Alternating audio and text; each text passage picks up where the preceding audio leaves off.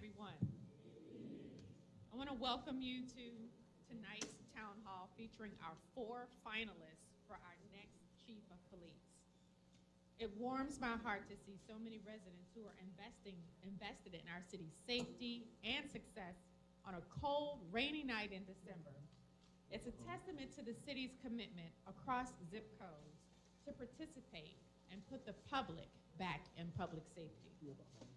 Before we begin, I want to thank our gracious host, St. Louis Public Schools and Vashon High School staff.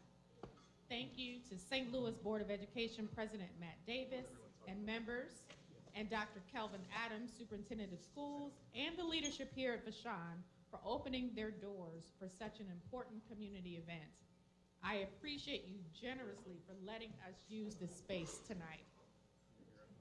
Being here at a flagship SLPS school, I first want to acknowledge the heroism of our city's police officers, paramedics, firefighters, 911 dispatchers, and SLPS safety and security staff who acted without hesitation during the senseless violence at Central and Collegiate at the Southwest Campus on October 24th. The actions of St. Louis officers saved lives and underscore the critical role that law enforcement has in our community, responding to violent crime. When I think of public safety, the students and staff at Central and Collegiate will always be in my thoughts. And as a mom, it breaks my heart when our city loses our babies to gun violence. And just this weekend, we saw 2 teenagers the same age as my son stolen from us by gun violence. So before we begin tonight's work, please join me in a moment of silence to remember the lives of Alexandria Bell and Jean Kushka and the young people we've lost to gun violence in our city.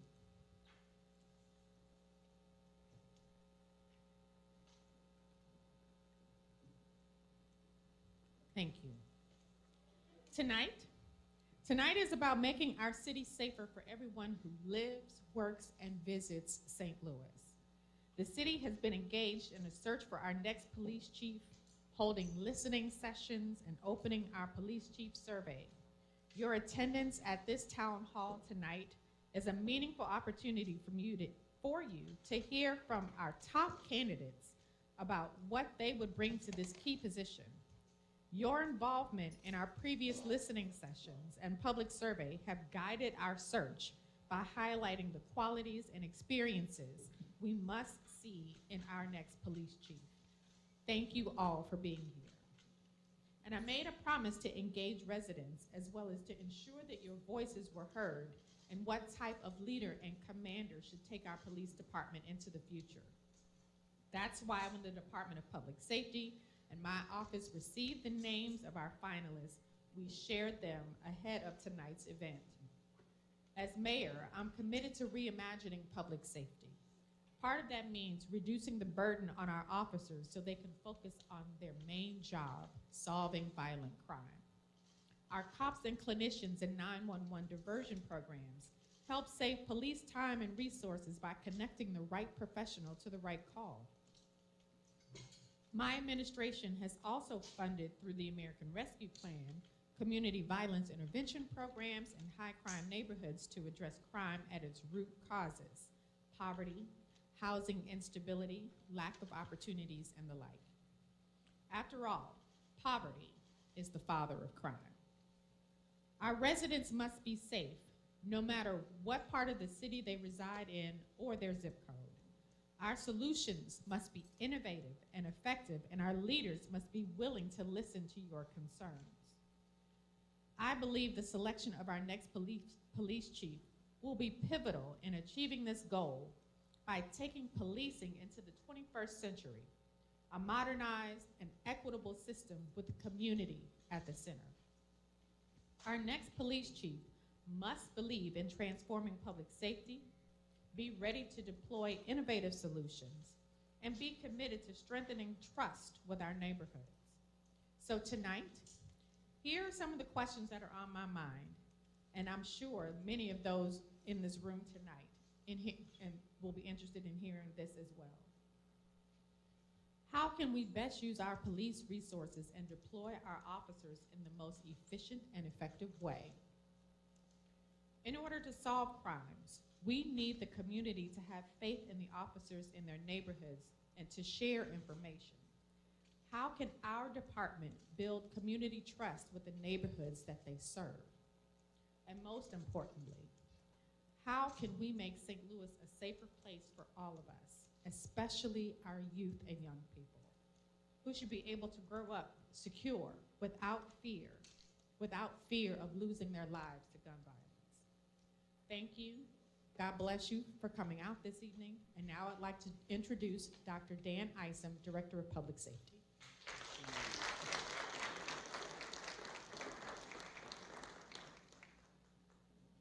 Thank you, Mayor Jones. Welcome, everyone. I'm Dr. Dan Isom, Director of Public Safety and the former police chief for the city of St. Louis. Before I bring Dr. L.J. Punch on stage to moderate, I want to quickly tell you about the format for this evening's town hall and outline the selection process up until this point. The finalists you will hear from tonight were selected from a competitive national search spearheaded by the city's Department of Personnel and in partnership with the Boone Group, a firm with extensive experience in these types of searches.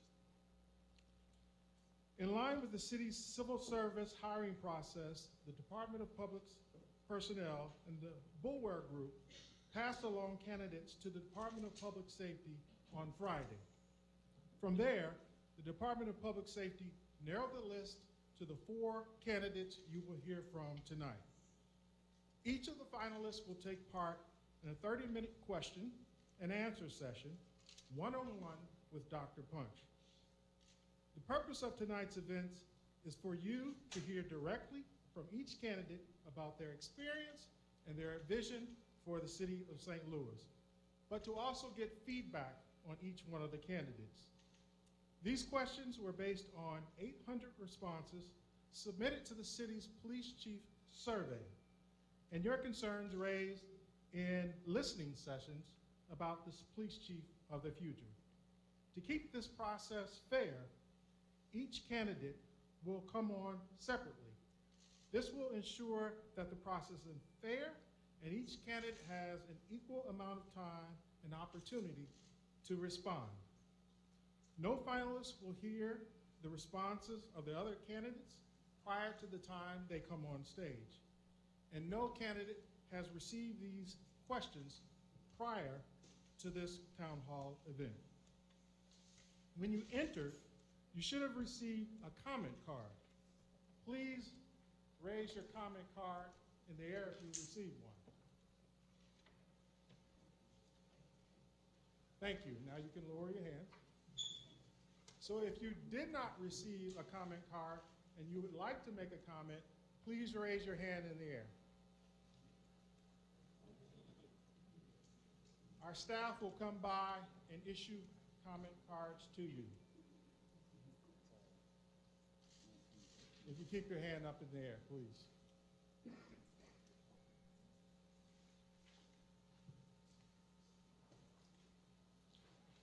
So these cards are to be completed at the end of this town hall event. Please hand them in to our event staff at the front door.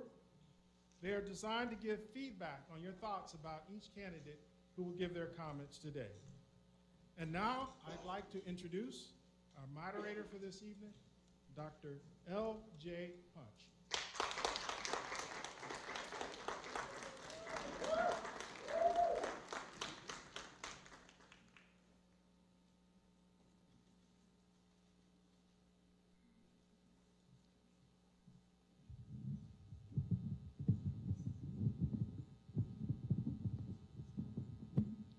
With a name like Punch, I can't let you down, right? Appreciate y'all, appreciate y'all, appreciate the opportunity. Look at all y'all. Look at all y'all, we're here. So again, I'm Dr. L.J. Punch. I am a trauma surgeon and an advocate for community health. My career has taken me from the Ivy League to the block. And I have operated and now care for the consequences of failures in public safety. And so it means so much for me to be here today. I just want to emphasize to you all this card. This tonight is your voice. This is how we can equitably give everyone here a voice. So I just really ask you to actively listen and pour your energy into this card, because this is how your voice is going to translate. We got to write it down so everyone's voice can be heard tonight in a reasonable amount of time so we can go home and get to bed. So without any delay, I'm going to invite up Chief Robert Tracy of Wilmington, Delaware.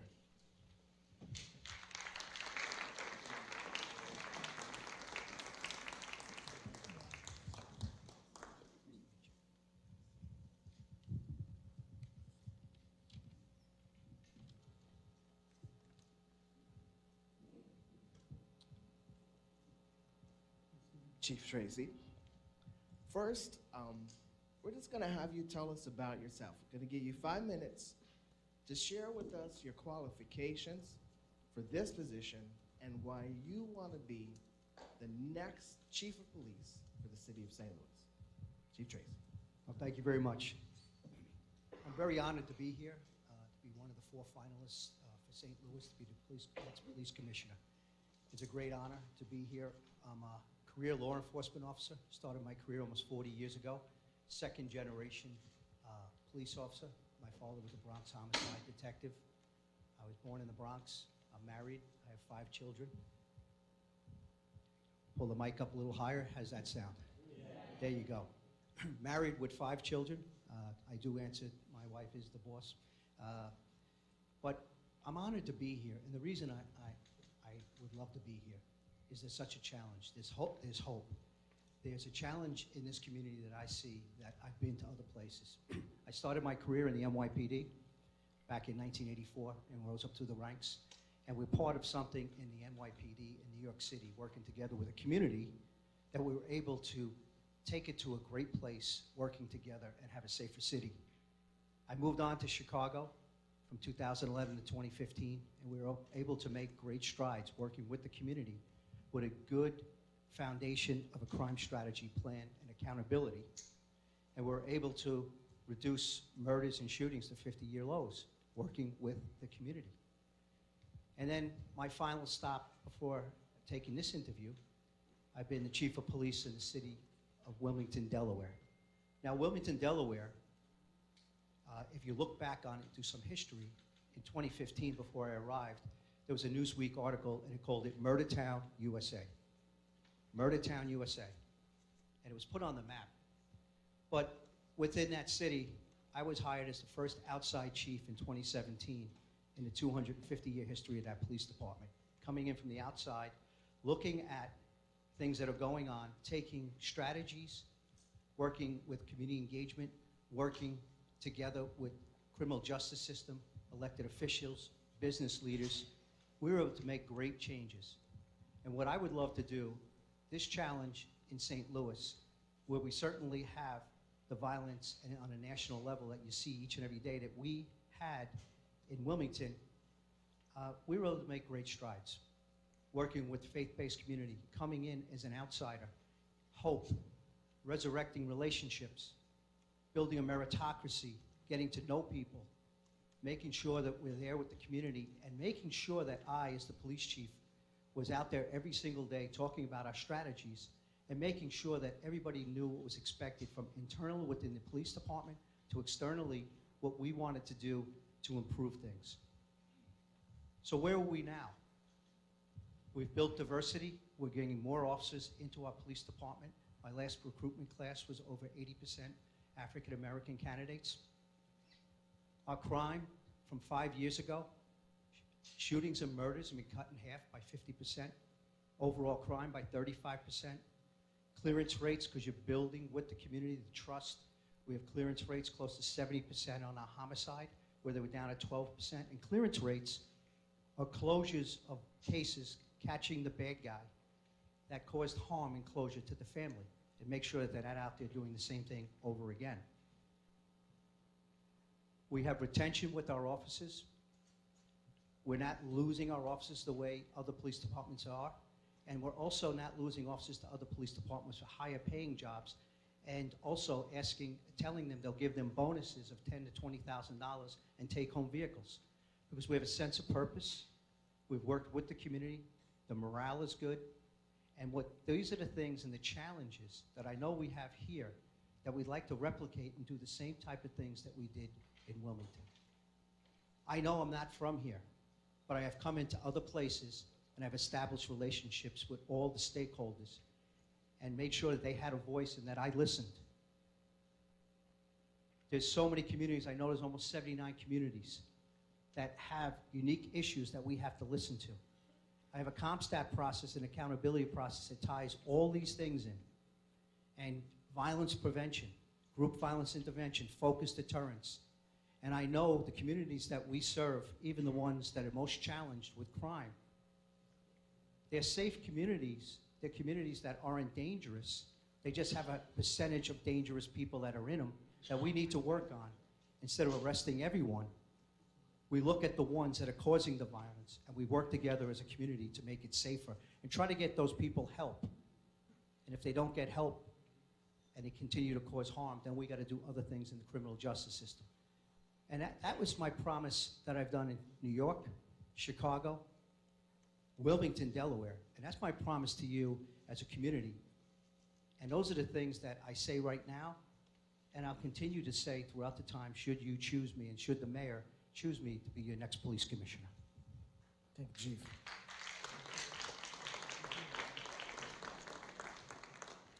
Now we're going to move into a set of questions that were generated from pulling together, as we heard from Dr. Isom earlier, nearly 800 responses. And this is a fusion of the most salient features of the survey online, as well as the active chief listening sessions that we did in the community. So first question. We've touched on this already, but I want us to really dig a little deeper here. What would you do to significantly reduce violence in St. Louis? And what have you done in the past that demonstrates effectiveness, especially when it comes to doing this for youth? All right, places that I've been, we've had great success in doing some of the things that you talked about. I mentioned that in my opening statements. We're talking about juveniles. One of the things that I'm on, I belong to the Governor's Task Force in Delaware and the Juvenile Justice Advisory Group. There's things that we can do that we might be missing, and there's things that we need to do with partners in making sure that we're doing the things that root causes of what's happening, to make sure that there are kids out there that are experiencing trauma. We got to make sure that those things are being treated. And in the Wilmington Police Department and things, I have to see exactly what's being done here. Can we improve on it? Are we doing things well? And can we improve on reducing violence for juveniles? When it comes to juveniles, we have to make sure that we're addressing those individuals that are getting involved in the violence to begin with, and to make sure that we're not just looking at the ones that are recidivists, but making sure that the ones that are the first time becoming involved in possible criminal activity is to make sure we're working on them, because if they get into the system, then the propensity for them to come out or become a recidivist goes up exponentially, because they've been put in the system. And we have to make sure we're looking at that, working with education, working with the schools, identifying these issues, that we could be a good partner with that, with the criminal justice system. When it comes to overall crime and reducing it, we really have to have a plan that's transparent. You have to look at what we're gonna do, how we're gonna do it, and we need to be able to tell the community each and every day and actually put it up on a website. If you go to the website in Wilmington, Delaware, you can look at a comprehensive plan working with the community, how we're looking to make sure that we reduce crime. Because the informed community is the one that's gonna help us the most. We have a process called CompStat. This is an accountability that ties all the strategies together, holds my department accountable, the leaders accountable, into what they're doing, how they're doing it, and doing respectful policing, and making sure we're going to community meetings.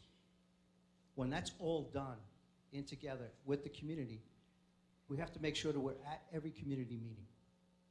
And when I walked into the last place that I worked, we didn't attend community meetings. We didn't tell them what was going on. And therefore, we only had 1 or 2, 3, 4, 5 community policing officers that served the whole city. When the people that were serving calls for service were missing opportunities to connect with that community, to understand what the issues were, to identify with the community, connect with the community, and to do comprehensive strategies and intelligence-led policing that I'm asking them to do, but also what the community's asking, what they want. Because I talked about individual communities in each and every city, and each one has different priorities. And we need to know that, and our commanders need to know that from the certain districts in their area, and make sure that we go out and affect the change that's needed and work with the community to reduce the violence. So, following up on that, because the question really is about violence, recognizing violence as a particular experience which ends in the loss of life. Can you give us a specific example that would demonstrate how you have reduced violence among youth? Both. When we say youth, are we talking under 18? I consider 18 to 24 are young people. Are we talking about people below 18? Or we In the world of trauma, below 25 is youth. Exactly. And so if you want to, but I will say in our region, and the mayor has already alluded to it in her opening comments, the experience of violent death amongst children under the age of 18 is unparalleled. Absolutely. So I do think an example that would speak to that age would be particularly powerful for the audience to hear. We're experiencing both adult, which I still continue, juveniles, and also the juveniles. We were experiencing during the pandemic and after the George Floyd murder and the civil unrest. There was children that were not going to school. There was disruptions. There were things that were happening where there was more guns in their hands, and they were shooting each other, and I was starting to have exponentially more violence with the juveniles in the city of Wilmington. What I asked is I brought in the Attorney General, I brought in the juvenile court justices. We all sat down, and what was happening was more guns were getting into their hands. What could we do to try to get in front of this? What was happening is once they were arrested with a firearm illegally, they were put right back on the street, and no one was recognizing the danger of how many times we continued to arrest them, and even individuals that were shooters. We had to make sure that we had a good plan to deal with them, to make sure that we give them the services before we release them right back out into the community to possibly cause more harm before they had the help that they needed. We also did something else. There's a thing called focused deterrence, which is group violence intervention, and that's for adults. What we asked is the National Network of Safe Communities, where we have group violence intervention. We do a thing where we have group call-ins and we talk about the dangers of violence. We work with the community, the moral voice of the community, and also try to get them help out of the services and possibly jobs. It wasn't there for the juveniles. And what we did is we pivoted and we made sure that we did custom notifications to the kids with the highest propensity for violence, visited their families, visited to make sure what was going on in the home with education officials, the criminal justice system, social service workers, mental health. And we went and we took the programs to them to find out what was going on in those homes to make sure we can get the help that they need, not just for the child, but understand the structure and the environment that they were in that can help everyone. And after doing that, we made sure, we started to see the violence of our juveniles going down, and we had less shooting of juveniles, hitting it from the criminal justice standpoint and an understanding, and also hitting it from a social services standpoint through a group violence intervention. And we pivoted. We didn't stay rigid what the program was. What we tried to do is let's make sure that we can bend it in a positive way and make sure that we can go address juveniles with something that wasn't being done. Assets, assets, yes. Okay, next question. We're going to talk a little bit about technology. How do you ensure that police officers are deployed in a fair way across all neighborhoods? You mentioned the many neighborhoods we have. What innovations, including technology and new models of policing, do you believe have a proven community benefit and assist police to do their jobs effectively? How do you think technology should be used in policing, and how do you keep technology from reducing the human compassion police officers need to show in dealing with the public? Great question. And technology and the human capacity, they're not mutually exclusive. They have to work. We can leverage technology to be better at policing and bring services in without not going to more meetings. I think technology can be used in favor of doing that. But we got to take a look at calls for service. You have to do an audit. Are we going to the calls of service that we should be going to? And are we going to the ones that someone else should be going to? And when you do that, you free up your officers. When they tell you, or I'm being told, and this has happened in other places, they don't have time to do anything else but go to calls for service. You look at technology, you take some of those things off the screen. When I say take off the screen, make sure that we're not responding to things that we should be responding to, which gives our officers more time to handle the community meetings, to handle those quality of life issues, to handle proactive policing, because the technology we can use, we know where the crime is going to be committed most of the time. And it's not just hot spots. It's people that have a propensity for violence that we work with the group violence intervention to see if we can get them help. And we want to make sure that as we use the intelligence, we don't over-police an area. We don't over-police an area, because what has happened so long, without intelligence, and we're not leveraging it, who, why, where, what, when, that these things give us with Real-Time Crime Center and the things that we know in policing from information from these systems, let's make sure that we're going out and looking at the individuals where I talked about communities having some dangerous people and a small percentage of dangerous people, but they're safe communities when we take care of that small percentage. And when we're looking at that small percentage, we don't have to send 50, 60 cops into an area to actually over-police an area, arrest everyone to get the few that are doing wrong. And when you use the leverage of technology, you build trust, because the community is saying, those are the individuals who are doing it, but you're arresting everyone else, hoping to get the few that are doing wrong in our community. And there you lose trust, and you lose a chance with a relationship to work together for a common goal for a safer community. You leverage technology. ShotSpotter. ShotSpotter is a system that allows us to get to a place quicker that we might not have been able to get to because we can't identify the area just from a 911 call. We can get to within almost 3 feet of that. And when people often talk about ShotSpotter maybe in a negative way, I look at it as a positive, because when you get there quicker, my officers in Wilmington and the officers in the other departments that I've worked in, we're trained in first aid, and we saved many, many lives before the ambulance got there, because we got there quicker and we knew exactly where to go. Secondly, it builds trust, because here we are identifying when a person calls 911 that we are responding because we know exactly where to go. When it comes to shots fired incident, and St. Louis is pretty similar to other cities that experiencing gun violence. Only 20% of the time people call when they hear shots fired. So unless our officer hears it and can respond that they're hearing it from their patrol car, we're not responding all those other times unless somebody's hit, unless there's a victim of a shooting. Well, you respond 100% of the time, and then you make sure you take it a step further, and you look for video, you interview witnesses to that call, you canvass areas, and you treat every shots fired incident as somebody to be shot. And the community says, wow, they do care. We've always cared. But if you're only getting calls 20% of the time, the other time, the community feels you don't care. ShotSpotter is a technology that can build trust, that can help save lives, and also can make us respond quicker to maybe get in front of these retaliatory shootings, and also make sure we can make the arrest of the individual that's causing the harm out there. So I'm hearing you talk about fairness as we do it for every time, so everyone gets the benefit.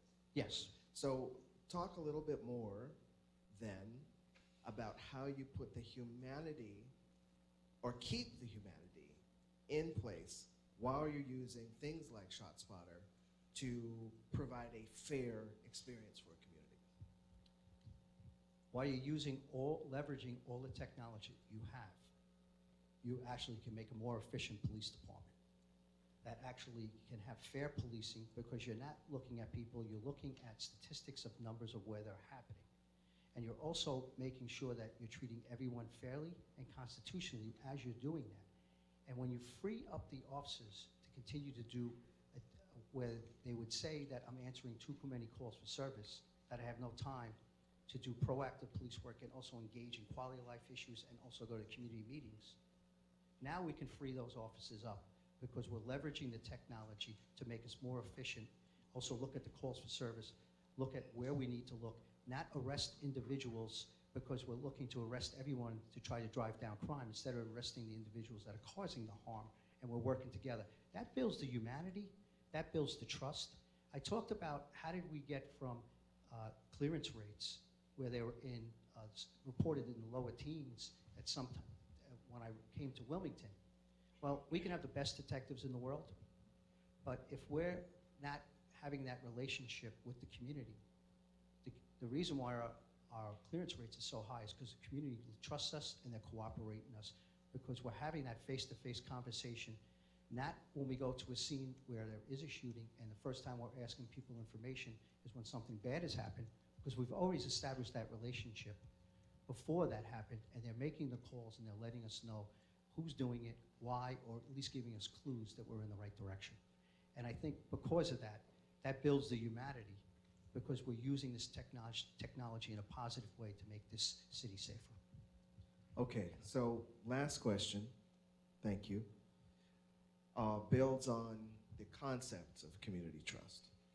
If you became chief of police, how would you, as an outsider with your history, work to build community trust and ensure not just trust, but accountability for the department? There's two things that happen. You have constituencies. One, you have an internal constituency of the police department. They have to trust you as well, that you're out there to do the right thing, because you have to have police legitimacy within an organization. And if you're treating your officers with respect, you're treating them with fairness, you give them a plan of what we're going to do and what we're going to do together with the community. You hold them accountable. You have consistency of CompStat, executive management meetings. You hold your leadership accountable to a plan that's understood, and that we make sure that we institutionalize within the community. And I'll get to the community part. But once, you're not going to be able to have external legitimacy if you're not fair and just within an organization. When I say fair and just, there's times I've had to discipline and fire officers in my past organization. And I've had some issues where even my union has absolutely complimented me, or was not always agreeing with me, but understood I was fair and just in the decisions that I made. And that transcends out to the public, that we're going to hold our officers accountable, and our officers want to be held accountable as well. And that transcends to trust on the outside. How you start to get trust on the outside is you have to begin. And I'm always going to tell a story how I did this in my last place as an outsider. I was the first outside chief in the 250-year history of Wilmington, Delaware. So I wasn't received very well as an outsider. But I will tell you right now, from the faith-based community on everyone down, I've gotten a couple hundred phone calls asking me not to leave because I'm taking this interview tonight. And that's from reverends praying for me, bishops, multi-denominational, faith-based communities, from civic leaders to community leaders to legislators. The outpouring support didn't happen by accident. And where I started my relationship was meeting with the faith-based communities of all denominations, making sure I can meet with them, tell what we're going to do, how we're going to do it, and the plan that I probably need more time than I have tonight to explain in more detail that I will go to and certainly be transparent with that. That has happened every community meeting. We have an office at the community meeting that works the area. We have district integrity. You got to keep the same officers in the same area every time they work. Don't move them around because it's easier, because it's convenient. You have to make sure that they're there. They're at these meetings. They're answering the calls for service. Some say it's tough to do. Yes, sometimes these things are tough to do. But when you put your mind to it, you can use technology. You can do audits on how you're doing things. You can look at calls for service to make sure, are we doing it right? And an audit needs to be made to take a look at these things. And that, I promise you, when I come in, these are the type of things that have worked, built the trust, and this is how you start to build it. And then the follow-up and sincerity that this isn't a new guy coming in telling us what we want to hear. No, it has to be consistent. You have to be regimented about it. You have to have the follow-up, and that's where you build the trust. I can say a lot of good things here tonight of what I'm going to do. And I was challenged when I came into Wilmington, Delaware. And I had told them, give me a few months, and if I'm not doing what you think I should be doing, and this is from IMAC, which is the Interdenominational Ministry Alliance Council in Wilmington, Delaware. And my city is about 65% majority minority city. And they were very focused on who the next chief is going to be, which ended up being me. And I told them, give me a chance. And if I'm not doing what needs to be done in this city, in this community, to make it a safer community with the plan and build trust, tell me what I'm missing. Right now, I talked about the relationships that I had and the dozens and dozens of phone calls, and there's a lot of prayers coming from Wilmington right now that I do well tonight and possibly be the next chief of police in St. Louis. And you know what? That didn't happen by accident, and it didn't happen just with me. It happened with my deputy chiefs, my commanders, my lieutenants, my sergeants, my corporals, my officers, because we all did this together, and we did it as a community. And I'm so proud of these officers of where they came and where their pride is and where their morale is from where it used to be. And that builds trust. We build trust, and we did this together. I always say I can have the best strategies, or we can have the best strategies in the world. But you are not going to have long-term sustainable success if you're not doing it with the community, and we're working together to make sure we get to where we need to be. And if I should be chosen and fortunate enough to be the commissioner of this city, I hope to do the same things and have the same results that we're having right now in the city that I'm actually have left. And I've actually told the mayor that no matter how this works out, I'm going to hand the keys over and make sure that the next person, where there isn't a crisis and there isn't disruption, and we'll hand those keys over to my successor, because it's usually in a bad moment when a person leaves. I think it's a great moment. So either way, I would like to hand the keys over and do something else, or I'd be fortunate enough to be chosen to be your next police commissioner. That's a word. I hope y'all took notes, Chief. Wonderful job. Appreciate you. All right. Thank you very much. I'm serious. Take your notes. There's a lot of gems. Goodness gracious. One more time, this is your voice. We need your voice. That's why we're taking the time to do this. Without any delay,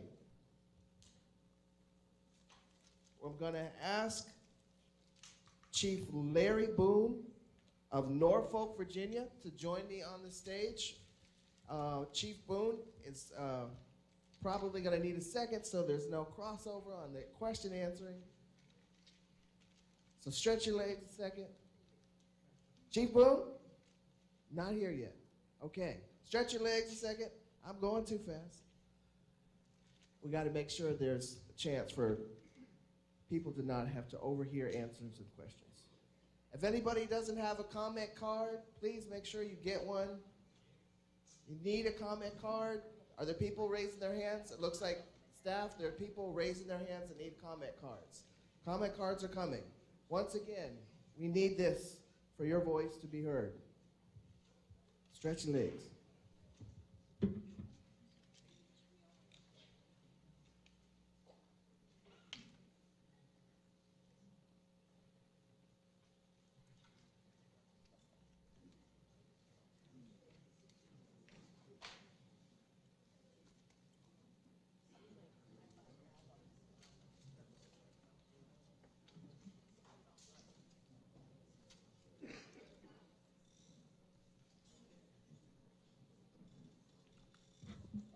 Okay, Chief Larry Boone.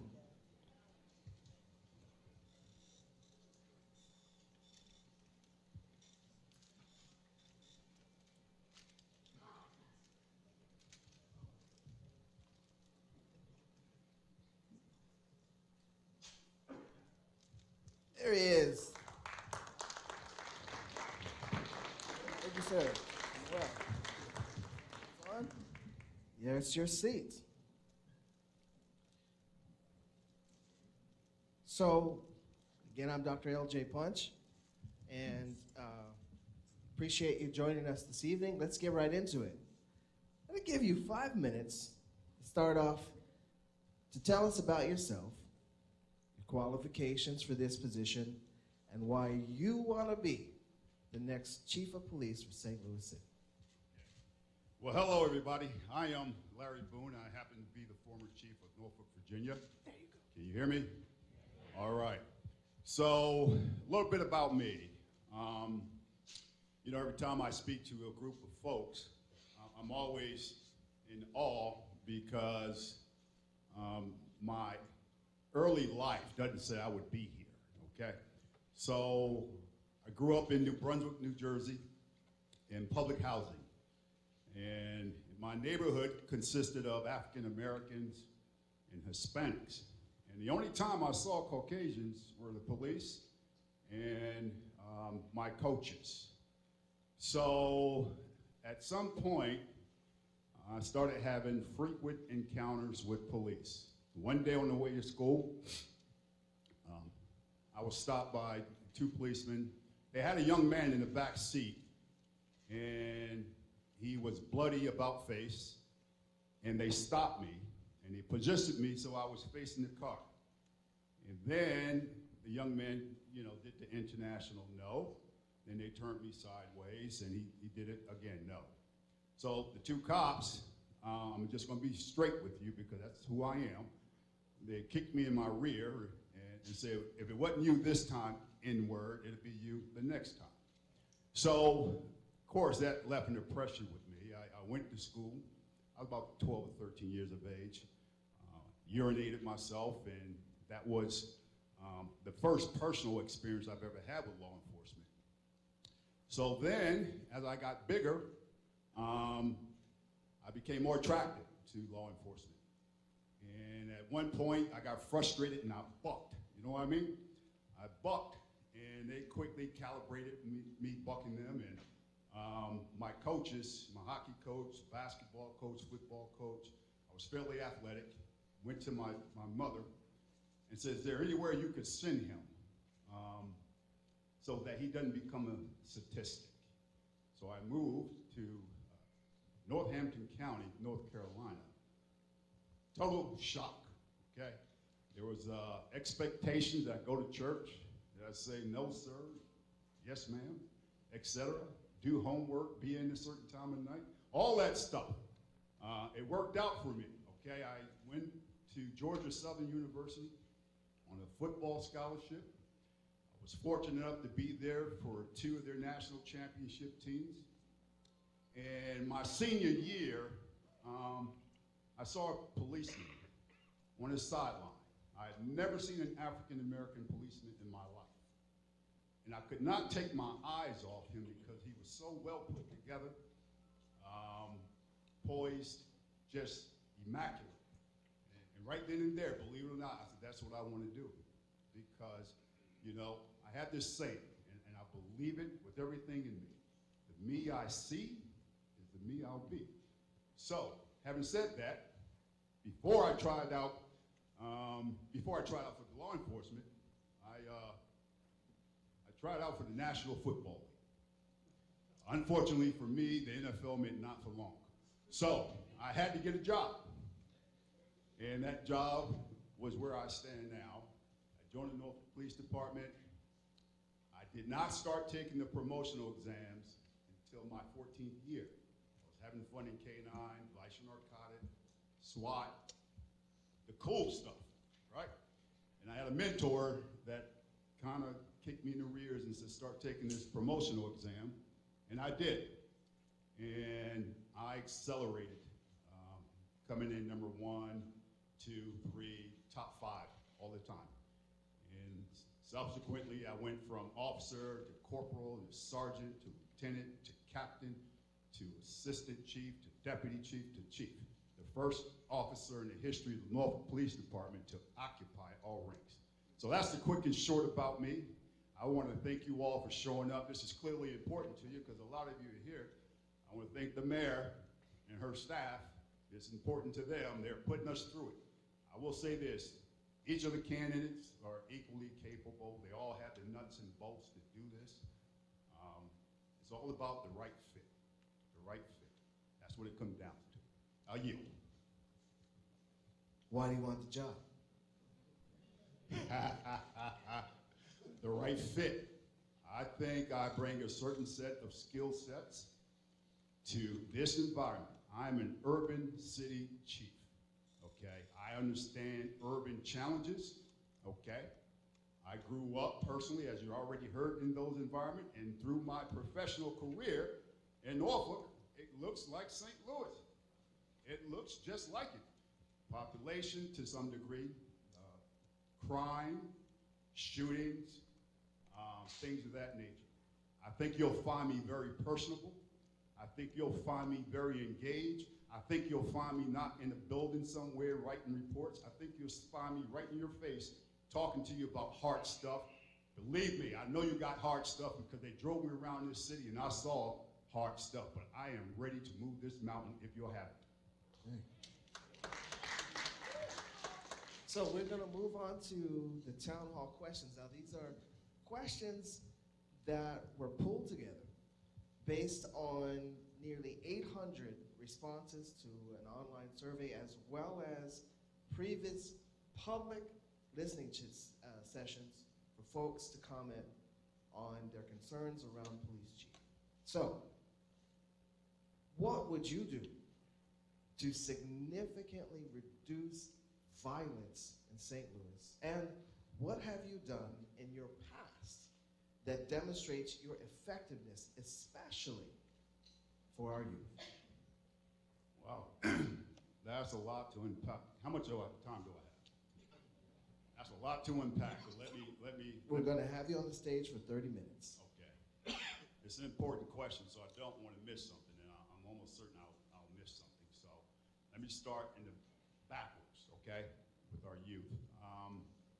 So Norfolk was recognized by the International Association of Police Chiefs for our community engagement with our community. So what that looked like, we developed 20 plus programs that address folks from 5 years of age to senior citizen. So one of the things we wanted to do was positively impact the school to prison pipeline. Let me tell you what that looked like. We partnered with a nonprofit that had a program where they were tutoring to students in Title I schools. In Norfolk, we had 10. I convinced my staff that it's important that we play a positive role in this.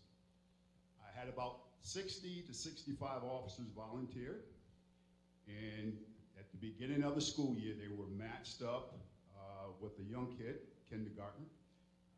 My officers, the vast majority of them were Caucasian, and they believed in this process, but the unique experience from this endeavor, you know, we typically went to their neighborhoods when somebody was being arrested, right? Or there was some type of trauma, right? So they found themselves, the officers, well, as the child, looking at the officer in a different light.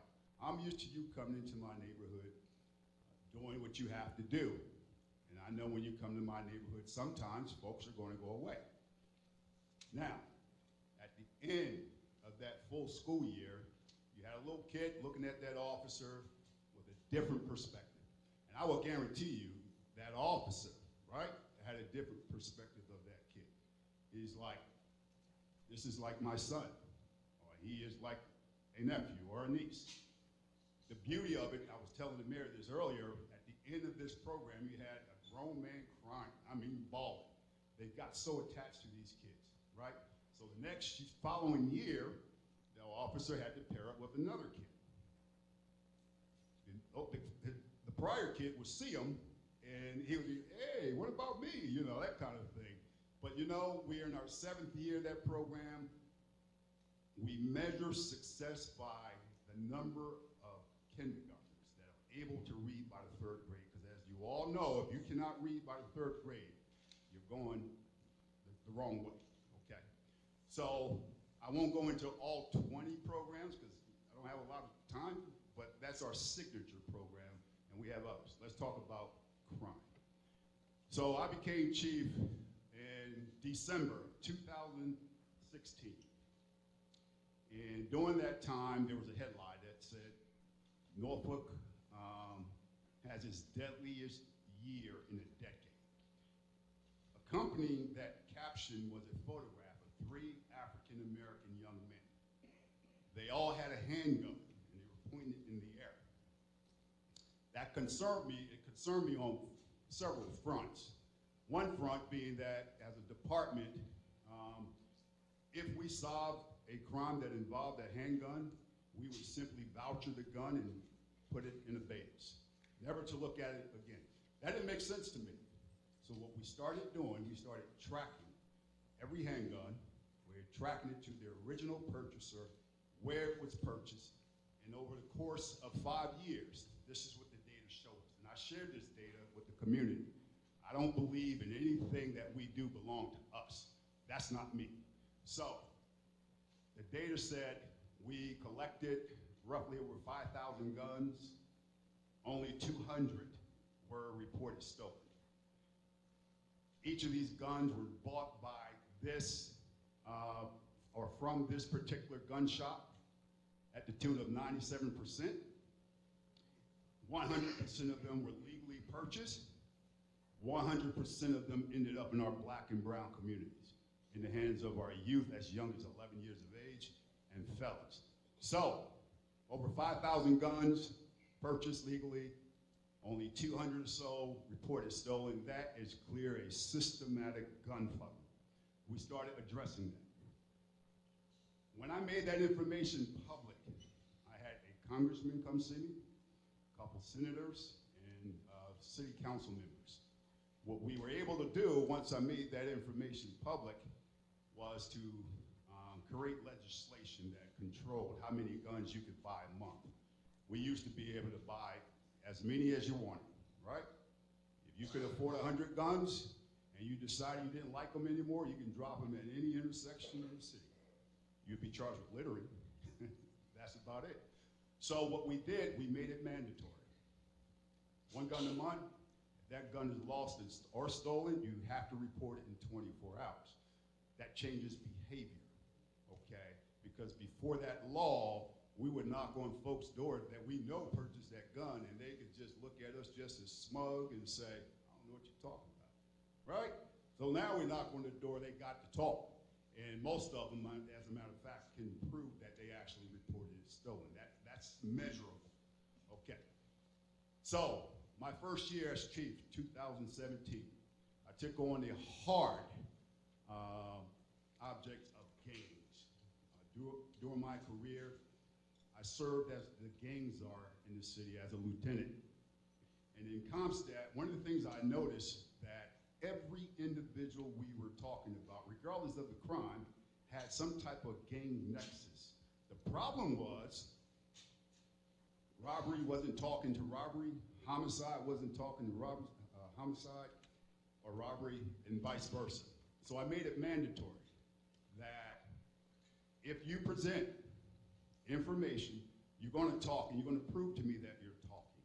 So in the interest of time, my first year following this process, tracking the guns, inviting community members to our Comstat meetings, particularly those communities that we are focusing on so that they understand why we're there, Cops, this is brand new work, okay? You gotta pull the curtain back.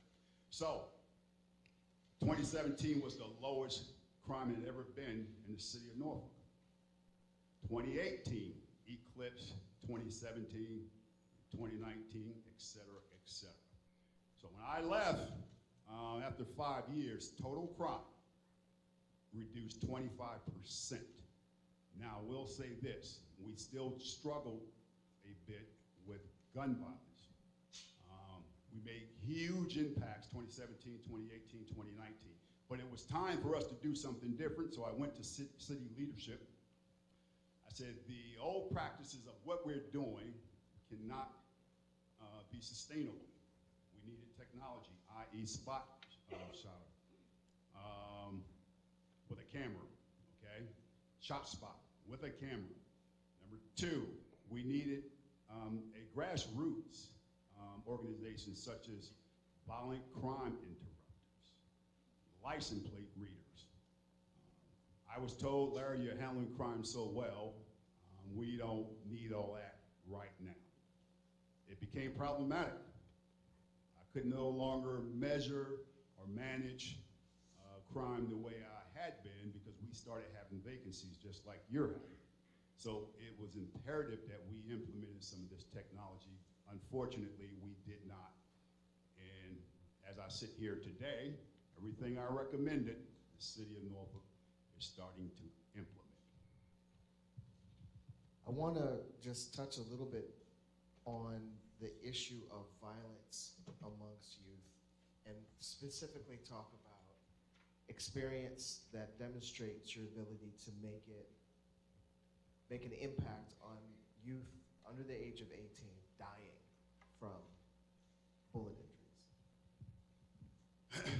Well, I think when you talk about that age group, first, one of the things we did in Norfolk is identify the source of where the guns were coming from, okay? That's the beginning. And then once you do that, I was telling the mayor again today, in one of my most violent sectors, there's 64 churches, right?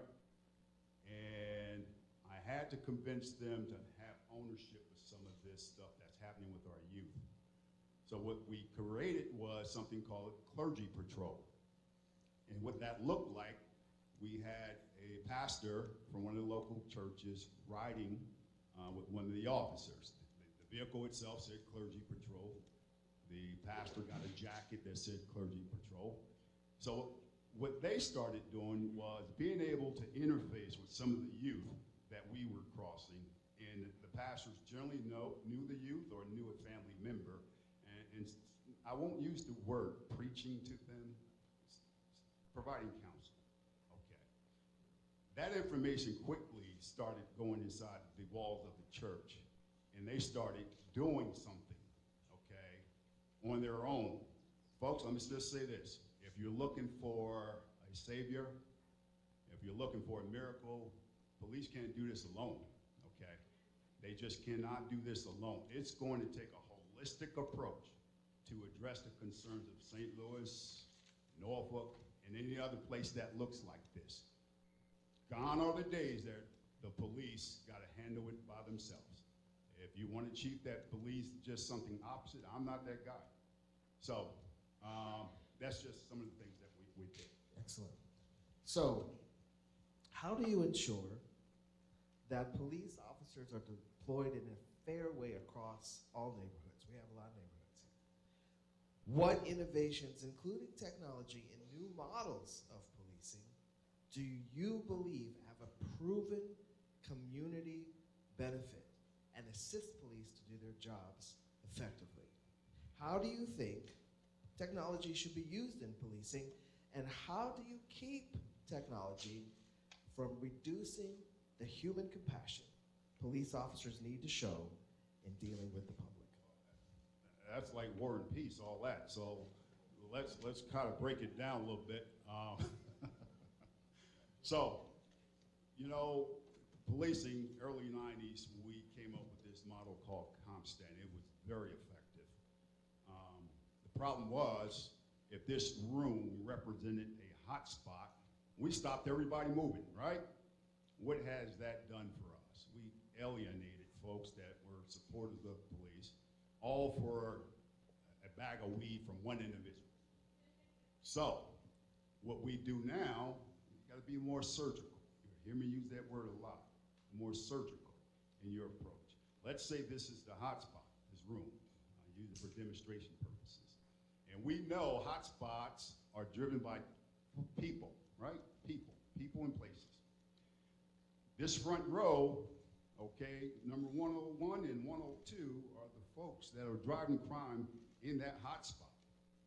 We know this based on our data, so that we're stopping the right people and not everybody.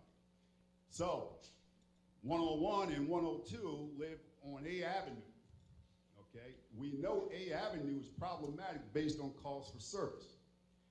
That gives us means to go into 101, right, or 102, interface with those individuals that are driving crime. My philosophy is first, prevention, intervention. Folks, some folks need to go to jail. Enforcement. That's the truth, all right? I believe in a whole lot of programs, but I was a street cop. I was a chief that made over a lot of arrests. I won't say what. But I say all that to say, so you reduce this hotspot to a 3-block by 3-block grid, right? And in that 3-block by 3-block grid, you're going to implement your technology, right? Whether it's license plate readers, shot spotter, your community activist crime intervention groups, resources to provide 101 and 102 a different option. I was instrumental in public Project Safe Neighborhood for our city with the ATF and DEA, and we just started doing that. So what you do is you call the troublemakers into a courtroom, and the judge tells them, here's opportunities for you to do something different. And if you don't do something different, there's an opportunity for you to go to jail. What did I miss? The compassion. You've described the technology, you've described the efficiency, but how do you stop the technology from reducing the compassion? From reducing the compassion. Technology and compassion. So let me just say this. Right after George Floyd, the community, and I say this all the time, you center the community on every decision you make. The community wanted to see our use of force data. It was important that they see it. It was placed online for the first time in the history of the department. And when it showed a individual that went to that website, it showed the race of the officer, the race of the suspect, the type of force used, and the charge, and the location. And what we saw, I'll just be honest with you, was an adverse impact on the Black and brown community. So through a partnership with Center for Policing Equity, they focused on that data to lessen some of our contact with those communities. So to answer your question, that's how I implemented technology, i.e. the use of force desktop. Compassion came by way of not me, an outside entity, looking at the analytics and saying, this is how we can reduce some of that adverse impact. Last question. If you became police chief, how would you work to build community trust and ensure accountability for the department? So before I answer that, because I don't know them, but I know police when I see them. So I'll say this. There's a couple here, I think. I'll say this. If you adhere to the Constitution, if you adhere to your training, I will stand perpendicular to the floor and back you. I don't care who the audience is. Conversely, if you do anything opposite, I will hold you accountable. And I say that because I've made a lot of decisions that are out there for public consumption, okay, regarding accountability. All right, I spent 10 years of my professional career investigating misconduct of officers.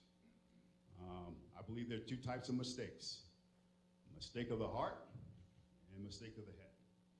Those mistakes of the heart, I will terminate you. I have no problem doing it. I will hold you accountable.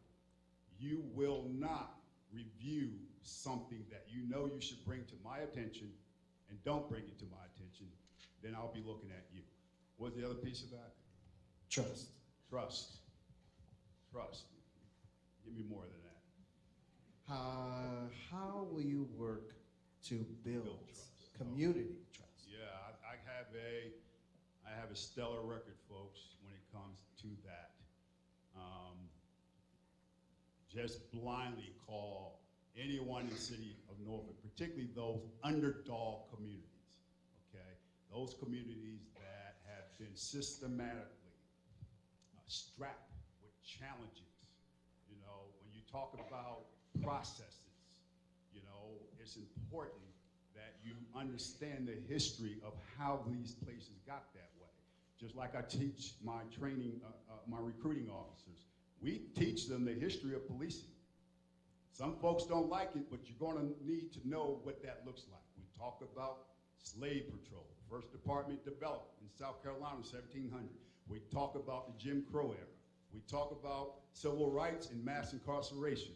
We have to teach these kids that because they are going into environments where they expect to be readily accepted. But they don't understand that grandma lived during the era of Bull Connor, right? They don't understand all the other atrocities because we, as a profession, have failed to teach them. Am I preaching?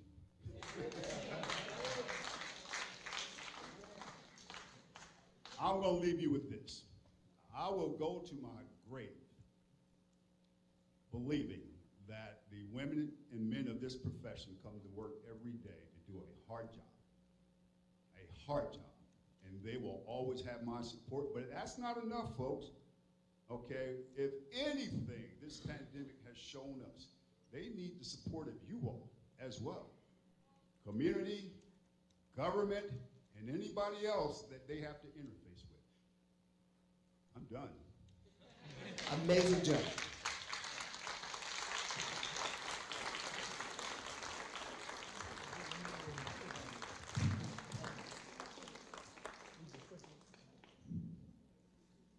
Details. Is your voice here? Look, I'm just going to take a medical moment. 101 and 102, I'm here for you. I love you. I feel like that's what I'm here for. I'm here for 101 and 102. Right? I'm a lover, not a fighter. Anyway, so we're gonna get ready here, and I don't wanna rush because I know we have to do this process. This is quite a process, allowing for, the process in and of itself is equitable and fair, right?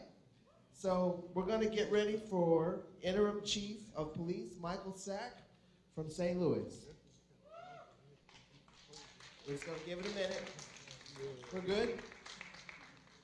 Just gonna give it a minute, make sure. Coming behind me, okay.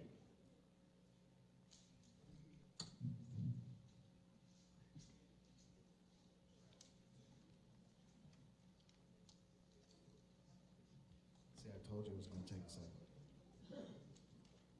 Yes. Chief said.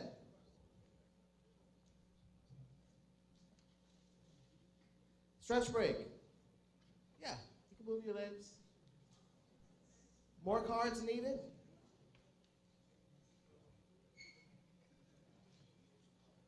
What do people do with the cards? What do people do with the cards? Give them back. That's what you do with the cards. You give them back. You want to collect some now? Yeah, you got 2 more candidates coming, so we want all your thoughts. If you want a second card, don't just turn your card in. You need to get that second card. All right, I don't want to lose the crowd. I don't want to lose the crowd. Okay. All right. You stressed it out? How about everybody take a deep breath? Okay, sit down.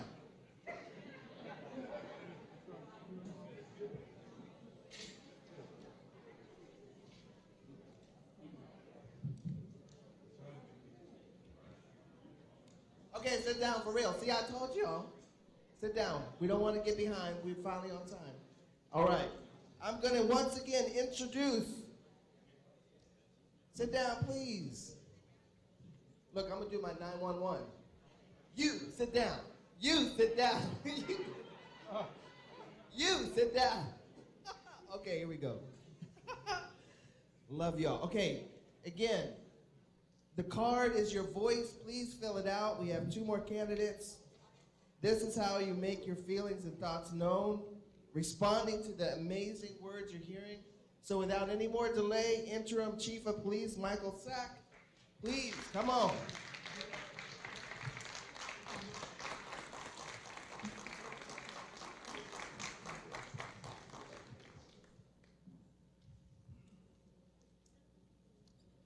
right. So first of all, tell us about yourself, your qualifications for this position, and why you want to be the next, not interim, Chief of Police. Sure. Mike Sack. I've attended. Yeah, just put it close. Oh, closer? Is that There you better? go. All right. Almost like you're eating it. Sure, sure. Closer than that. Even better. All right. There you go. So I attended Colonel Glennon College and got my degree in philosophy and theology. Split that with a minor in American history. I love history.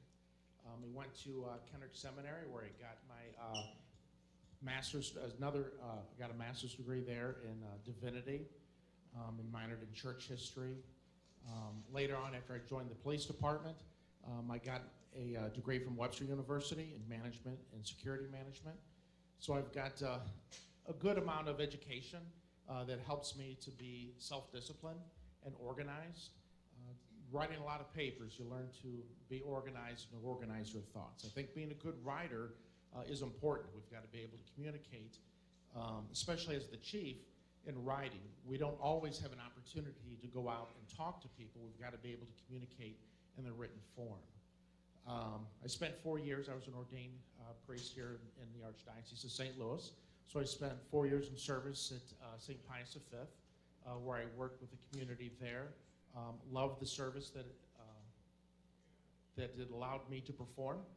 But after a period of time and some discernment, I believed that I had a different calling. So I came to be a police officer. Remarkably, these two are very similar in career paths. They're all about service. They're all about putting others ahead of oneself. So I think my experience through my education and my former career calling has certainly helped put me onto a path to be a good chief of police.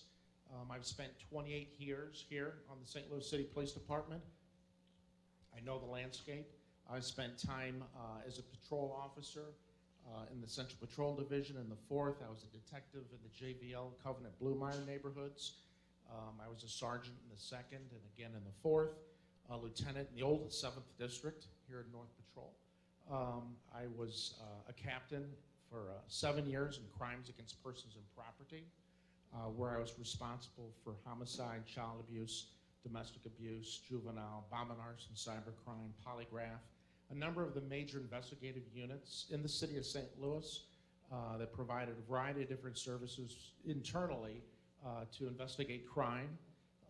After doing that, I was promoted to major and spent time at the Central Patrol Division.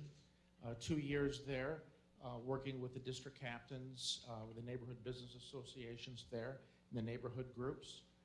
From there, I think the next thing I think that really set off my career is John Hayden appointed me as the inspector of police.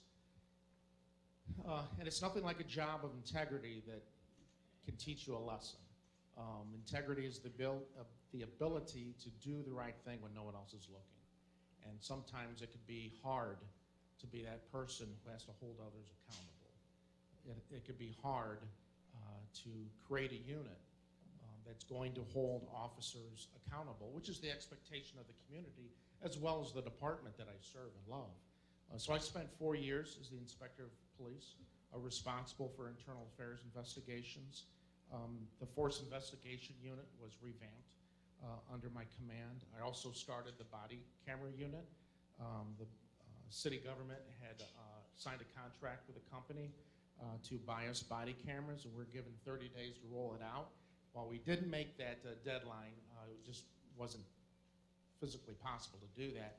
We got them out and running pretty quickly. There's a lot of hoops that had to be jumped through, and I was able to identify the right people who I trusted, people who I knew would work hard, who would do the right thing. I put them into positions, empowered them to do their jobs. I monitor them, which is what I think a role of a leader is, to give people an opportunity to do their jobs without hovering over the top of them. But that was a great learning experience for me, being the inspector. And after that, spent 6 months, I guess, in the Bureau of Community Policing with all the uniform patrol and specialized enforcement. And now I've been the interim chief for the past about 6 months now. So I think collectively that experience, that education and training, attendance at the FBI's National Academy, I attended the Force Science Institute where we look at elements as it relates to officer-involved shootings and how those should be properly investigated. I think all these things cumulatively helped me to be a better officer and certainly a person prepared to be chief. Why you want the job? I love the city of St. Louis, and I love this department. I've been here 28 years. My brother, Steve, God bless him, he just retired from St. Louis County after 34 years of service. And when I applied, he goes, why aren't you coming out here to the county? I've got 28 years on, so we had 6 on out in the county. I said, well, I love St. Louis. When I was at St. Pius V, Archbishop May at the time asked me to be a chaplain in the city police chaplain program, and I did that. I got an opportunity to ride along with a number of officers, meet a lot of residents. I really enjoyed that. I enjoyed the people, enjoyed the neighborhood where they were patrolling wherever I went. So when it came time to pick an agency, there was no doubt in my mind it was going to be the city of St. Louis. Okay, now we're going to move into the town hall questions. These questions were pulled together from nearly 800 responses from the online survey as well as the community listening sessions about the chief process. What would you do to significantly reduce violence in St. Louis? And what have you done in the past that demonstrates your effectiveness, especially for our youth? Sure. Violent crime is a plague across our entire nation. It's not just here in St. Louis. But Missouri is unique because of our gun laws. I was at a meeting today with a number of other chiefs from the area, and one of them made the remark that when you come into Missouri from another state, it's like they pass out a pistol, because you're coming to Missouri, you got to have a gun. While he said it jokingly, the reality is that there are many guns in our community. All too often, my officers have to respond to scenes where children are shot or killed because of an accidental discharge that occurs, or there's gun violence, so that there's a shooting or there's a robbery. In order to address the gun violence in the city of St. Louis, I think it's imperative that we work with our elected officials from across the state to try to address some elements of the state statutes regarding gun laws to make it more difficult for individuals who shouldn't have a firearm to get access to a firearm. We recently had a police shooting where a young man should not have had a firearm. And because he did, a school teacher and a young woman are dead. And he himself is dead. We've got to do something to try to get some laws put into place that will allow for some reasonable background checks and some kind of control to where we can reduce the amount of guns that are floating around in the street. Guns are easily stolen, they're easily carried about. And that occurs in burglaries and car clottings that you probably see as residents in our news regularly here in the city as well as out in the county. It's no surprise that auto theft is up across the country. And as autos are being stolen or broken into, firearms are being stolen as well. I think in order to address violence in the city of St. Louis, we got to address the gun laws. We got to find a way to engage families to be more active and proactive with kids in their households, to be respectful of firearms. If we could do that kind of education piece, that'll be helpful as all. Now, what could we do as a police department? We're the police department. What are we doing about violent crime? We have hundreds of dedicated officers who every day and every night patrol our streets. They work hard to engage those individuals who, based on the conduct that they're engaged in, appear to be someone who might be stepping out of bounds. And so the officers will do a pedestrian check or maybe a vehicle check and see if we can't remove some of those firearms from the street. We might have individuals who are operating stolen vehicles or vehicles that are taken in carjackings. The use of technology has been very helpful. In St. Louis, we've had some very generous donors, and we've been able to purchase on our own license plate recognition equipment that will trigger us for an immediate response if a car may be taken in a carjacking or wanted for a violent offense is seen on a particular street. So there's no doubt it's exactly here at this moment. Officers can be dispatched at that location with a description of the vehicle and can engage that vehicle and attempt to do a car stop and most likely pull out a person who might be responsible for a violent offense or recover that firearm. Then again, addressing violent crime is a collective effort. So, the officers do a great job preparing reports. We present those reports to the Circuit Attorney's Office for prosecution. So we rely on a variety of different things within that path of law enforcement, from the officer's observations, technology being able to give us tips on where to be at a given time, and the action taken by the officers to effect a stop or an arrest and a presentation of warrants at the Circuit Attorney's Office. When it comes to the children and youth and how we might be able to address them as it relates to gun violence, I think a lot of it has to do with education at the home, not necessarily at a school setting, but talking about how firearms are dangerous, that they aren't, they're dangerous tools. Their very intention is violence. And we really need to impress upon our young people that this isn't a video game, that this is forever. And so we really need to work to try to develop our youth to be more thoughtful in what they do, the decisions they make. I would always encourage parents, if they find a firearm in the home, and it's happened before, where a parent might sign a consent to search where we can take a firearm from that household, and that's always helpful. But there's a number of things that we have been doing, and we hope to be able to continue those. Okay, for you specifically, share with us something that you have done that demonstrates your effectiveness around the issue of reducing violence. Sure. So I have worked in looking at the city of St. Louis. The bulk of our violent crime is occurring in the 4th, 5th, and 6th districts. Now, we do have violent crime in the 1st, 2nd, and 3rd, but the bulk of it's occurring in those districts.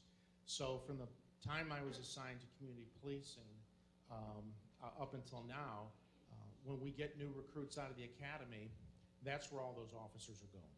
That's where those resources are going. When we look at crime daily, we look at activities, we try to identify any patterns that might be there, any suspects we might want to look for.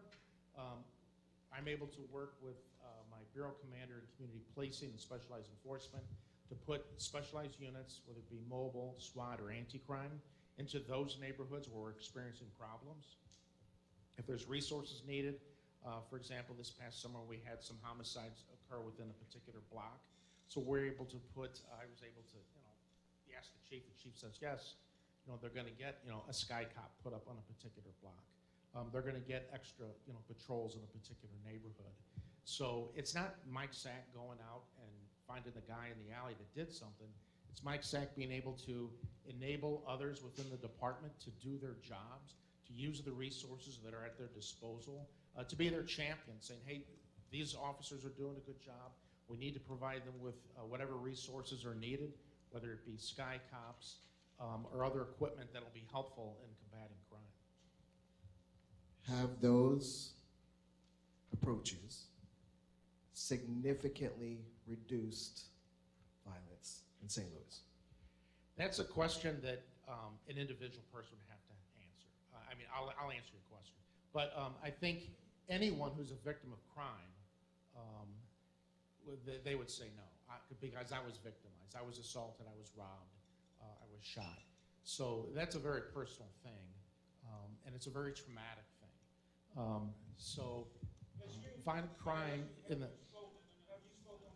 I'm sorry, we're not going to take public comment, but I implore you to get one of your comment sheets. This is your voice. Thank you so much. Go ahead, continue, Chief.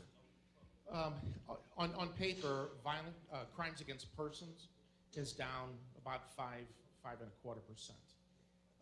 That's not a lot, but it's good. It's better than it was last year. If we can keep driving it down every year, that's good.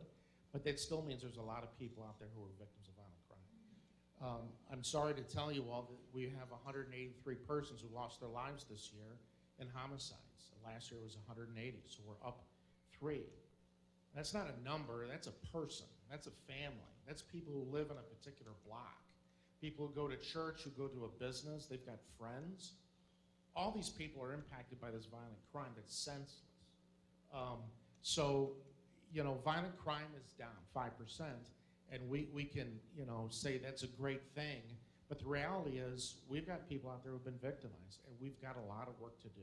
And it's not just us. This is a collective effort. Policing isn't just for the police. It's something that it's collective action by elected officials, by schools, by churches, by neighborhood groups, and law enforcement to address a myriad of issues that exist within our community, including state laws, so that we could try and drive down violence and create a safer environment for all of us. Okay, next question. How do you ensure that police officers are deployed to our many, many neighborhoods in a fair way? What innovations, including technology and new models of policing, do you believe have a proven community benefits and assist police to do their jobs effectively? How do you think technology should be used in policing, and how do you keep technology from reducing the human compassion police officers need to show in dealing with the public? I'll try to get through all those. So, no two crimes are alike. So, and I say this all the time. There was a philosophy several police administrations ago where we put 100 cops in every district and everything will be the same, everything will be fair. Well, the reality is a particular crime may only require a single officer or maybe 2 officers to respond. Another crime, such as a shooting or a homicide, may require a dozen to respond, not all uniform. There might be 3 or 4 uniform officers, a handful of detectives, some sergeants, evidence technicians, who are responding, people from Intel or the gang squad who would be responding to that event. So 2 crimes aren't the same. So we can't put the same number of police officers into every district and then say that we're going to be able to police fairly across the entire city. So the way I've looked at it is that we need additional police officer resources in those neighborhoods where there is more violence, because response to that violence requires more officers to conduct secure the scene, conduct the interviews, and conduct an investigation. So that's why, if you look at the numbers, I've been pushing more people to the 4th, 5th, and 6th districts, because that's where I believe we need the officers. First, for their presence, because that's where we're experiencing the violent crime. Secondly, to be able to provide a robust response to those incidents so that we can bring some calm and peace to the neighborhood so that the detectives have time to work the case before we take any kind of retaliatory action after that by somebody else who wants to act out because of a homicide or a shooting that had occurred. Technology is important. Right now, our crime analysis unit goes through the data through our record management system. We now have a new system called SWIFT. We're going through growing pains yet on this. If any of you start a new computer program at work, you'll understand. So as we're working through SWIFT, our crime analysis unit crunches the numbers, and they try and determine what areas are experiencing ongoing crime or upticks in crime. They try and look at dates and times or movement. They look at descriptions of vehicles and individuals, so they might have the same type of clothing or the same vehicle that they're using because this is a mobile society. So somebody might do an offense in one location and repeat that offense in another location as well. So we use those individuals, crunching the numbers through SWIFT Protect. Well, recently, through the wisdom I now see him, Dr. Isom, recommendation to purchase a tool called Geolitica, which I just found out today is in its test phases in one of our districts. And the advantage of Geolitica, when it gathers enough data, is it'll produce the information that crime analysis had to spend a lot of hours to crunch.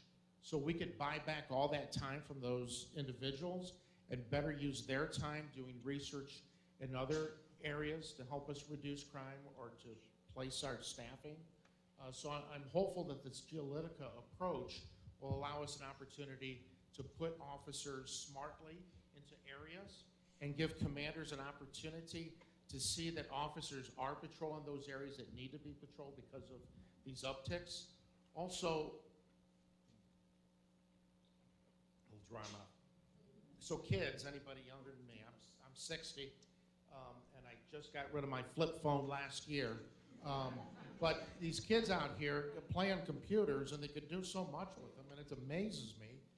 I grew up in a year when the phone was hooked to the wall, you know, and you couldn't go very far, but now there's so much more you can do. And in this Geolitica program, officers are able to watch and manage themselves, the amount of time and activity that they do in these little hot zones where we're experiencing problems. So it's kind of like a little game for them where they want to spend time in those particular areas. They're able to see when somebody else has been there, so they don't have to double up and go there at the same time. They might go later so that we can expand our presence in a particular small radius, you know, just a few square blocks by staggering that presence out. So technology is going to be the answer for our department going forward. We have to leverage it in regards to our staffing. I think all police departments across the country are going to continue to leverage technology to better employ their officers, whether it be the LPRs that can put us right in a particular spot where there's a carjacked vehicle, or some of the sky cops that are up there that are sitting in locations where we've got high drug traffic or incidents of violence. They can kind of monitor that activity. We're going to have to leverage the existing technology and look at new technologies that are coming out and try and figure out how we can use those to more smartly use our officers and our civilians' time. Have you ever had to sleep with one of those sky cops outside your window? I have, and it's hard. It's not a game. So I want to bring us back. I want to bring us back to this question of how do we make sure that technology doesn't reduce our compassion for the humans that the police are then in place to serve. Thank you. That's probably the most important part of the question. I appreciate you bringing me back to that. Policing is a very personal thing. An officer gets inside a Tahoe, they get a radio assignment, and they respond, and they see a person. Not randomly, it might be an abandoned automobile, but for the most part, they're engaging a person. And this is probably the worst day that they've had in a long time. And for some of them, it might be the worst day of their entire lives. And I'm very proud of our officers that for the most part, they exhibit a great deal of compassion when they interact with their officers, when they interact with our citizens or our visitors here to the city of St. Louis. Now, it doesn't mean that we don't have outliers, and I'm not, I'm not here to tell you that we don't. We do, and I've been able to deal with them as well. Holding people accountable to, and body cameras, another piece of technology, helps us hold officers accountable. But policing is a personal thing. We encounter a person, we need a lot of information from them. We need, it all goes into the report, and we need a statement from them. But you can't just walk up to somebody cold when they had their purse stolen or their car broken into. You've got to build a little bit of rapport with them. So to do that, an officer's got to take a breath and kind of talk to them. And I've seen it myself as a young officer and as a lieutenant on different scenes. I've seen officers engage citizens. They're very professional. They're very polite. They're very courteous. They understand this is a bad day. And they take the report. And for the most part, because they do such a good job, a lot of times that behavior goes unnoticed. It's only the behavior of some of our outliers that goes noticed. It's my hope to recognize more officers whose behavior is good. So I know there's a spot on our portal for people to compliment officers, and I encourage people to do that. I know they get notes in the mail now and again from people who are appreciative, and that's important for them to know that they're doing a good job. It's one thing to hear it from Mike Sack, it's something else to hear it from a citizen, but it's always important to remember that policing is a personal thing. Technology is a tool. The cars we drive are tools, but it's the human interaction. It's our ability to communicate, to de-escalate critical situations, to take control in frantic, chaotic situations that really make the difference between us and any other profession. Last question. If you became police chief, how would you work to build community trust and ensure accountability for the department? So I think what we have to do as a department is actually continue what we've been doing since 2018, when I was identified or named by then Chief John Hayden as the Inspector of Police. I told him when he gave me the job that I was going to do a good job, and that I'm not going to own anybody else's dirt, and that if somebody did something wrong, I'm going to hold them accountable. He understood, and he stood by me. There were enablers within the department that kind of protected people. That didn't work anymore. Like I said, sometimes when you do the right thing, integrity is doing the right thing when nobody's looking, and it comes at a price sometimes. And so sometimes you may not be well liked. Sometimes people who don't have all the facts pass judgment. But IED needed to be refreshed. It had grown stale, and I was able to bring in a new commander, a deputy commander, and some detective sergeants who were focused on doing the right thing. They did the right thing, and if doing the right thing results in a discovery of probable cause for criminal offense, then that's where we go. We applied on officers at the state and the federal level. We disciplined officers. I terminated officers. These are the hard things that have to be done within a police department in order to ensure that people inside and outside know that we're going to hold ourselves accountable. Minor infractions are minor infractions, but there are some issues that are so great that we have to part ways. There are some issues that rise to the point that there might be criminal prosecution. Accountability is one of the most important parts of representing a police department. It's the expectation of the community that we do the right thing, that we police fairly, that we're even-handed with everyone, regardless of their state in the community, their status in the community, whether you own a business or you're homeless, if you're a visitor or you're a 30-year resident. Everybody should feel that they're going to be treated fairly by the police.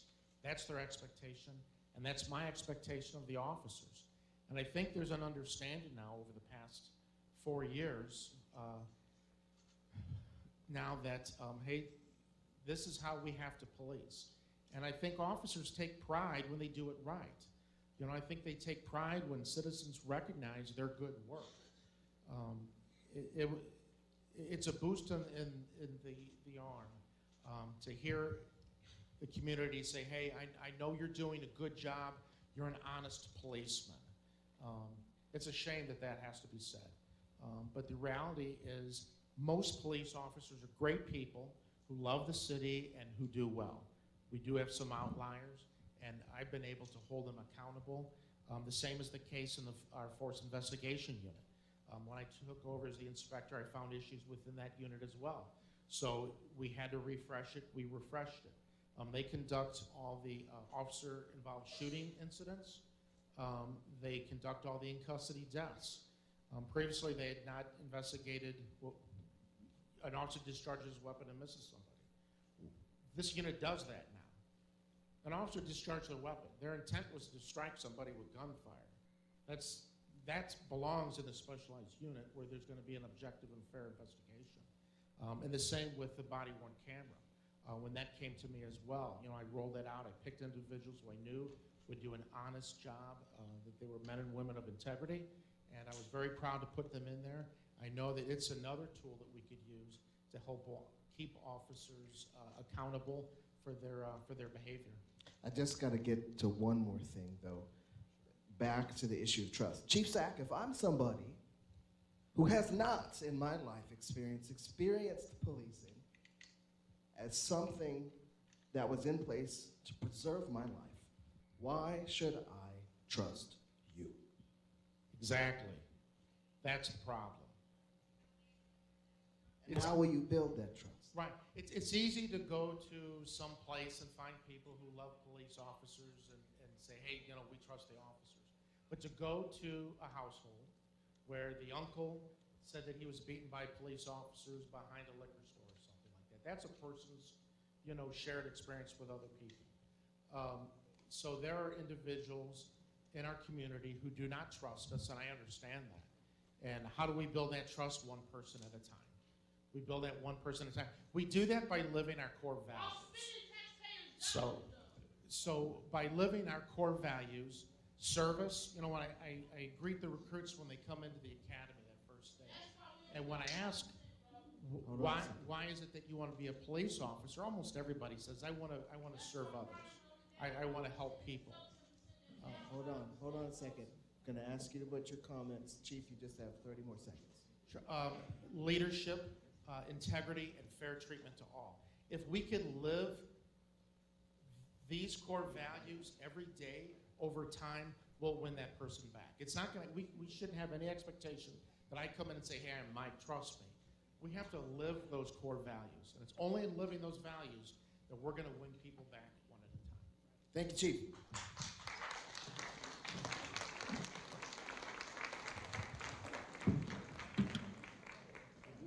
I just want to say it's not that I'm not trying to tell nobody to be quiet. I just want you to put what you're saying on this card. There's a lot of people in here, and everyone's voice is important. But the way we do this in a democratic way so everyone gets heard is to put your questions and concerns on this card. And specifically to talk about the candidates and what you've heard from them. Let's do a quick stretch break while we go. Our last candidate is virtual.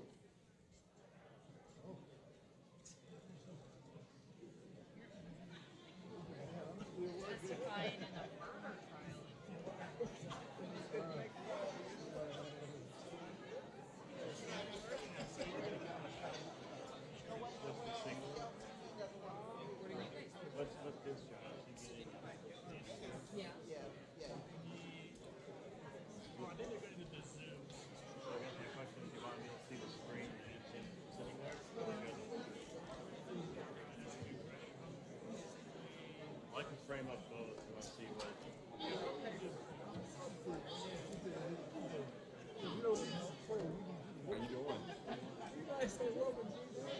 How you doing?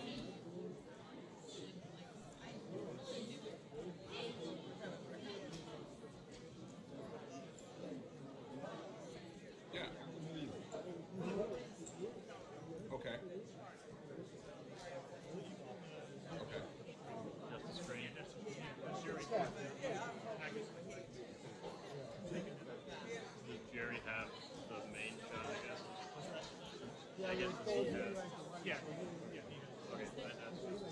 Okay, before we get too rowdy, let's take a seat. We are on time. Ooh, we're on time. So take a seat, take a seat, you take a seat, you take a seat. 101. I have a plan for you, 101. I'm going to find you something better to do because I love you and I don't want you because I don't think that's the answer, but that's just me. Okay, separate talk. All right, sit down, sit down. We're getting our candidate online. Post-pandemic life, right? We're going to do this virtually. Everybody take a seat. I want to make sure everyone can hear.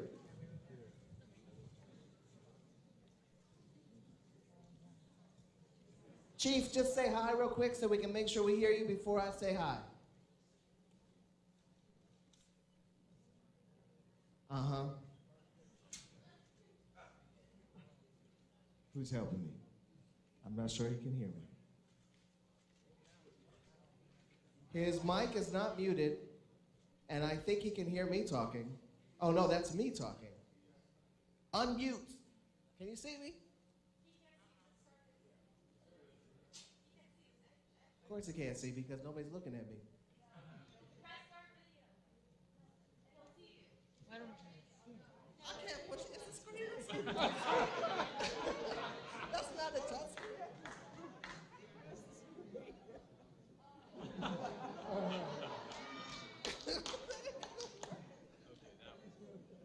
Who has got the controls? Somebody over there? Can you hear me? Yes. No. Yes, there we go. All right. But you can't see me, right?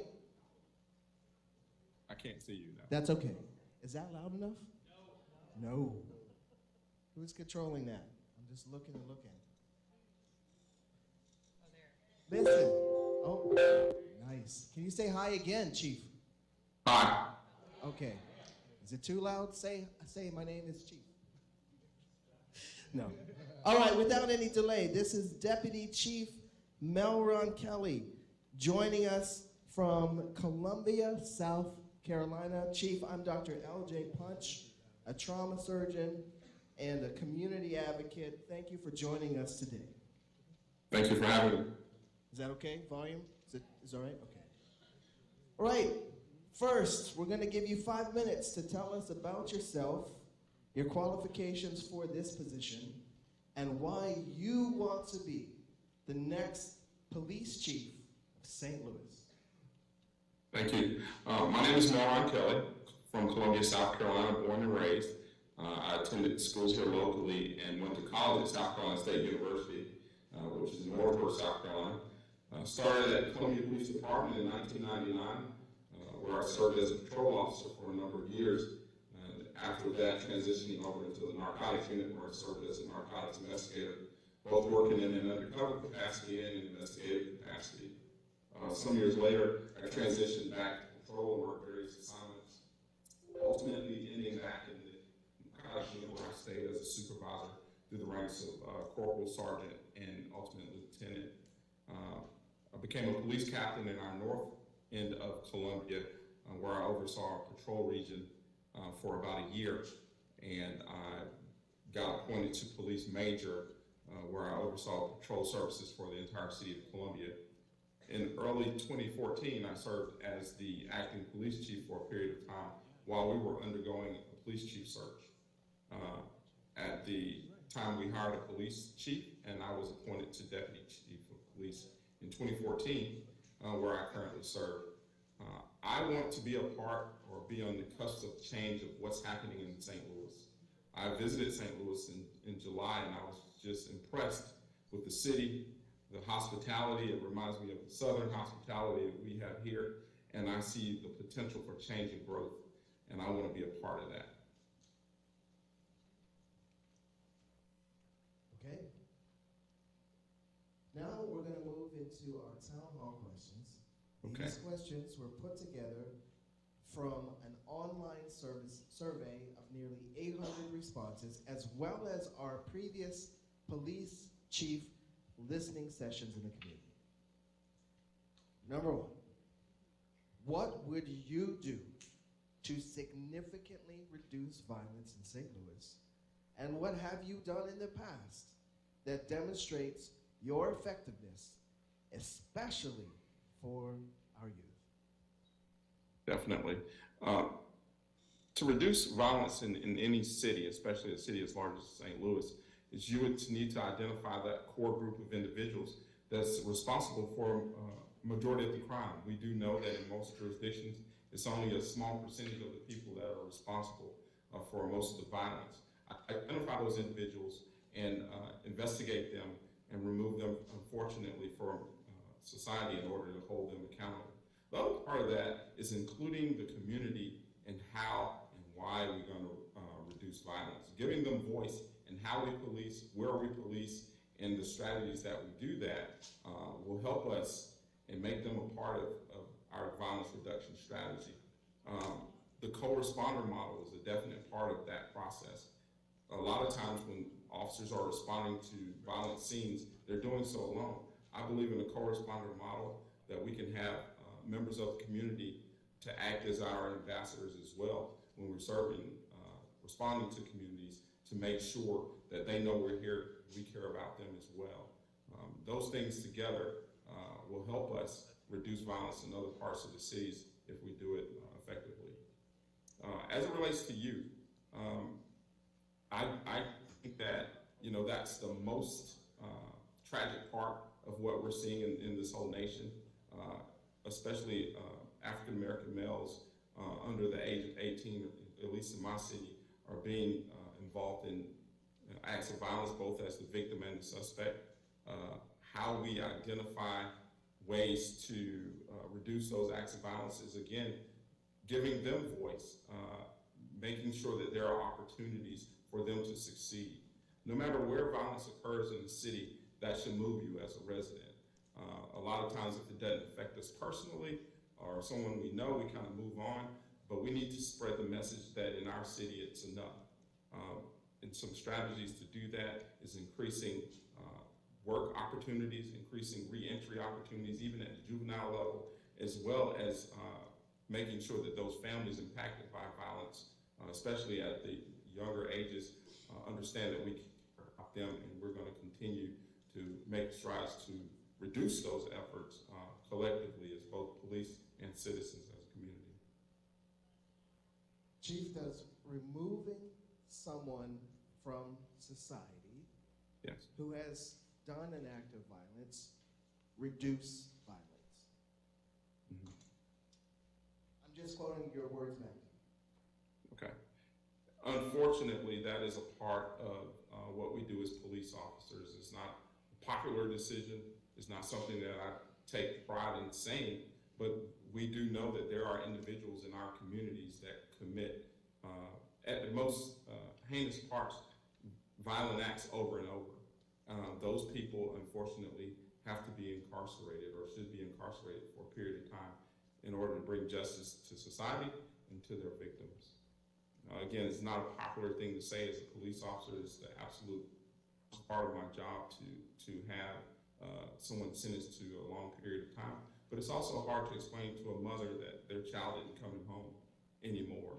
You have 183 families in the city of St. Louis that will have an empty seat at the table because of an act of violence. And unfortunately, again, it's not a popular decision, but that's what we have to do in order to keep the entire community safe. We have to remove individuals from society for a period of time. And what have you done specifically in the past that demonstrates your effectiveness in reducing violence? Definitely. Trying to prevent from its onset of violence.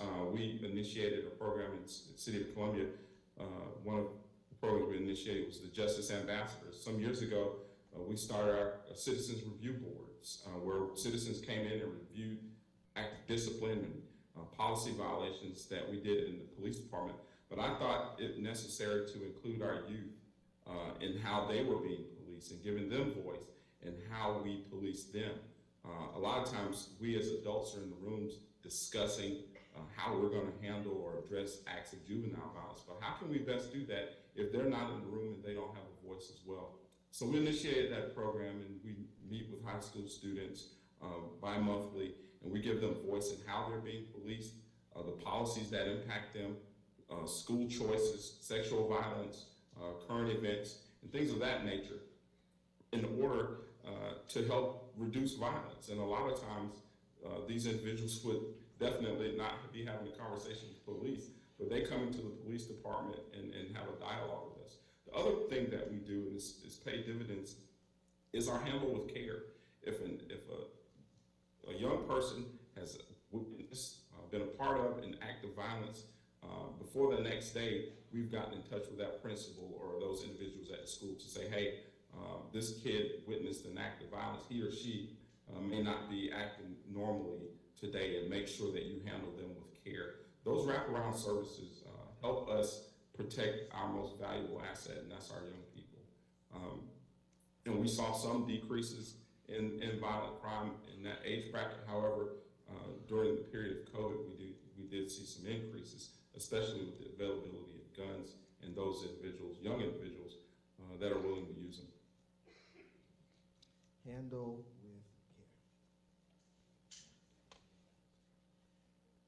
Next question. How do you ensure that police officers are deployed in a fair way across all neighborhoods? We got a lot of neighborhoods here. What innovations, including technology and new models of policing, do you believe have a proven community benefit and assist police to do their jobs effectively? How do you think Definitely. technology should be used in policing? And how do you keep technology from reducing the human compassion police officers need to deal with members of the public? Thank you. Leveraging technology, in law enforcement has been giving us great strides in order to allow officers not to be bogged down on calls for service that typically don't require a police officer response or a two-car response. Anything from a plant stolen off of a porch or things of that nature can be reported now via the internet or over the phone. Definitely ShotSpotter is one of those uses of technology that's paid dividends in law enforcement throughout this nation for agencies that have had that. License plate technology, us knowing, camera technology, us knowing who's in the area at a specific time in order to keep the neighborhood safe, or providing us that criminal intelligence that we would need to investigate crimes. But we can't replace officers with technology, and we can't use technology to remove the officers from the community. I think while those tools are beneficial to us, the officers should be using their time to reconnect, build legitimacy and trust in those neighborhoods where we now have that time that we're not using for criminal enforcement time, but to get out and meet and speak with and be a part of the community. I'm a big proponent of that. I think that technology has its place, but nothing beats officer walking the block or the beat, getting to know who's in their community and making them a part of the solutions that we are doing to combat crime. What technology or new model of policing do you believe in its ability to have benefit to the community? I'm sorry, I couldn't hear that last question. What technology and new model of policing do you believe has community benefit? If I heard you correctly, what technology? I would definitely say data sharing, making sure that we collect data on where crime is occurring, how it's occurring, and why, but publishing that data not only to the community, but to our neighboring police departments to make sure that we collectively understand where the problems are occurring in order to effectively address those. And the best way we can share our information is putting it out there for the public to see via the web or Twitter or a number of other efforts to share our data and to let people know what's going on inside of their police department. And how do we assure that we do not reduce human compassion in police officers interacting with the public? I'm sorry, I can't hear you. It's breaking up. How do we assure technology does not reduce human compassion. The compassion that police officers need when interacting with the public. By making sure that your officers are not relying purely on technology. Again, like I said, using technology to address crime is one thing, but the other part is making sure your officers are out there meeting the people, getting to know them, spending time with them, and at the same time, depending on those technological efforts to do their jobs. Okay, last question. If you became police chief, how would you work to build community trust and ensure accountability for the department? By inviting the public into what we're doing, making them a part of the process, whether it be a disciplinary process or shining a light on how we are developing policies and practices to increase community buy-in. I'm a big fan of citizen review boards. I will say I was a big critic of them until we got one.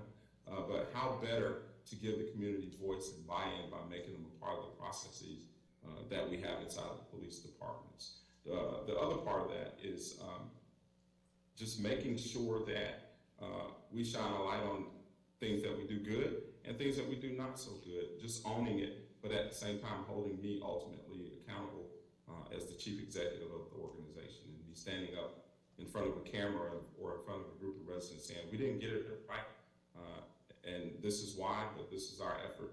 We'll make efforts to make it better. Just owning the issues and being very, very transparent about it. How do you build trust amongst communities who have histories and postures toward policing which make it almost impossible to trust? How do you build trust? You have to make sure that you, while not a part of some of those efforts that occurred previously, make sure you make amends for them and make sure that we know that they won't be repeated, no matter if they happened a year ago or 20 years ago. Making a commitment to policing in a way that's transparent, that is representative of the communities that you're serving, but again, that's transformative in the way that we're going to police based on some of the suggestions and voice that we've given to the community, and standing by that, allowing the community to evaluate just how we're doing that, being nimble enough to make the changes where we see the changes need to be made. We can't do this alone. We need to get to the new era of policing, or some say reimagining policing, where we police as a community. We have to, as communities, sometimes police ourselves and to make sure that we're able to take care of one another effectively. Do you have a specific example of how you have been able to build that new era? Sure. So when I was hired as a Columbia police officer, our police department at that time bought a house in one of our most distressed neighborhoods. They asked for 2 officers to volunteer to live in this neighborhood. It was plagued by prostitution and heroin. And I was a college grad, didn't want to live with my parents, so I took them up on this offer. First night I stayed there, I got my hubcap stolen off my car. People remember hubcap thefts. But I lived, worked, shopped in that neighborhood. I became a part of the Waverly neighborhood. So sometimes citizens believe that officers whisk off into this magical lane when they're not working. But they saw me when I was working. They saw me at the grocery store. They saw me out for a jog. And just humanizing the profession made things a lot better. I had my opinions of what Waverly neighborhood needed to be successful and crime-free, but the residents had a whole nother idea. I took what my beliefs were, coupled with what their ideas and strategies were, and we came up with a comprehensive plan to reduce crime in our neighborhood. And we brought crime, I'll never forget, over 63% over the first 2 years of the officers living at the Waverly Street Code. And it's still in existence today. two Columbia police officers still live there.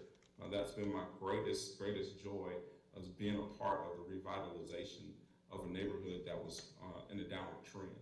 But having buy-in, giving voice, and actually doing what you're saying you're going to do will change minds and hearts, and the results are, will be there.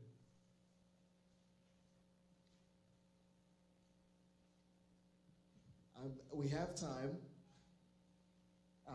but I think you've answered the questions, and I'm going to behave. So with that, we appreciate you, Chief, and Okay. I think that's a wrap. Thank you.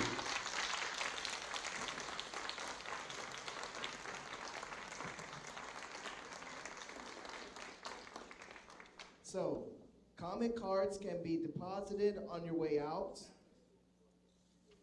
They'll be actively collected. If you have more comments, there's more blank cards. This is your voice. We value it. We treasure it. And my bottom line is, I'm for 101, baby. Thank you so much. Appreciate y'all. Have a good and safe night.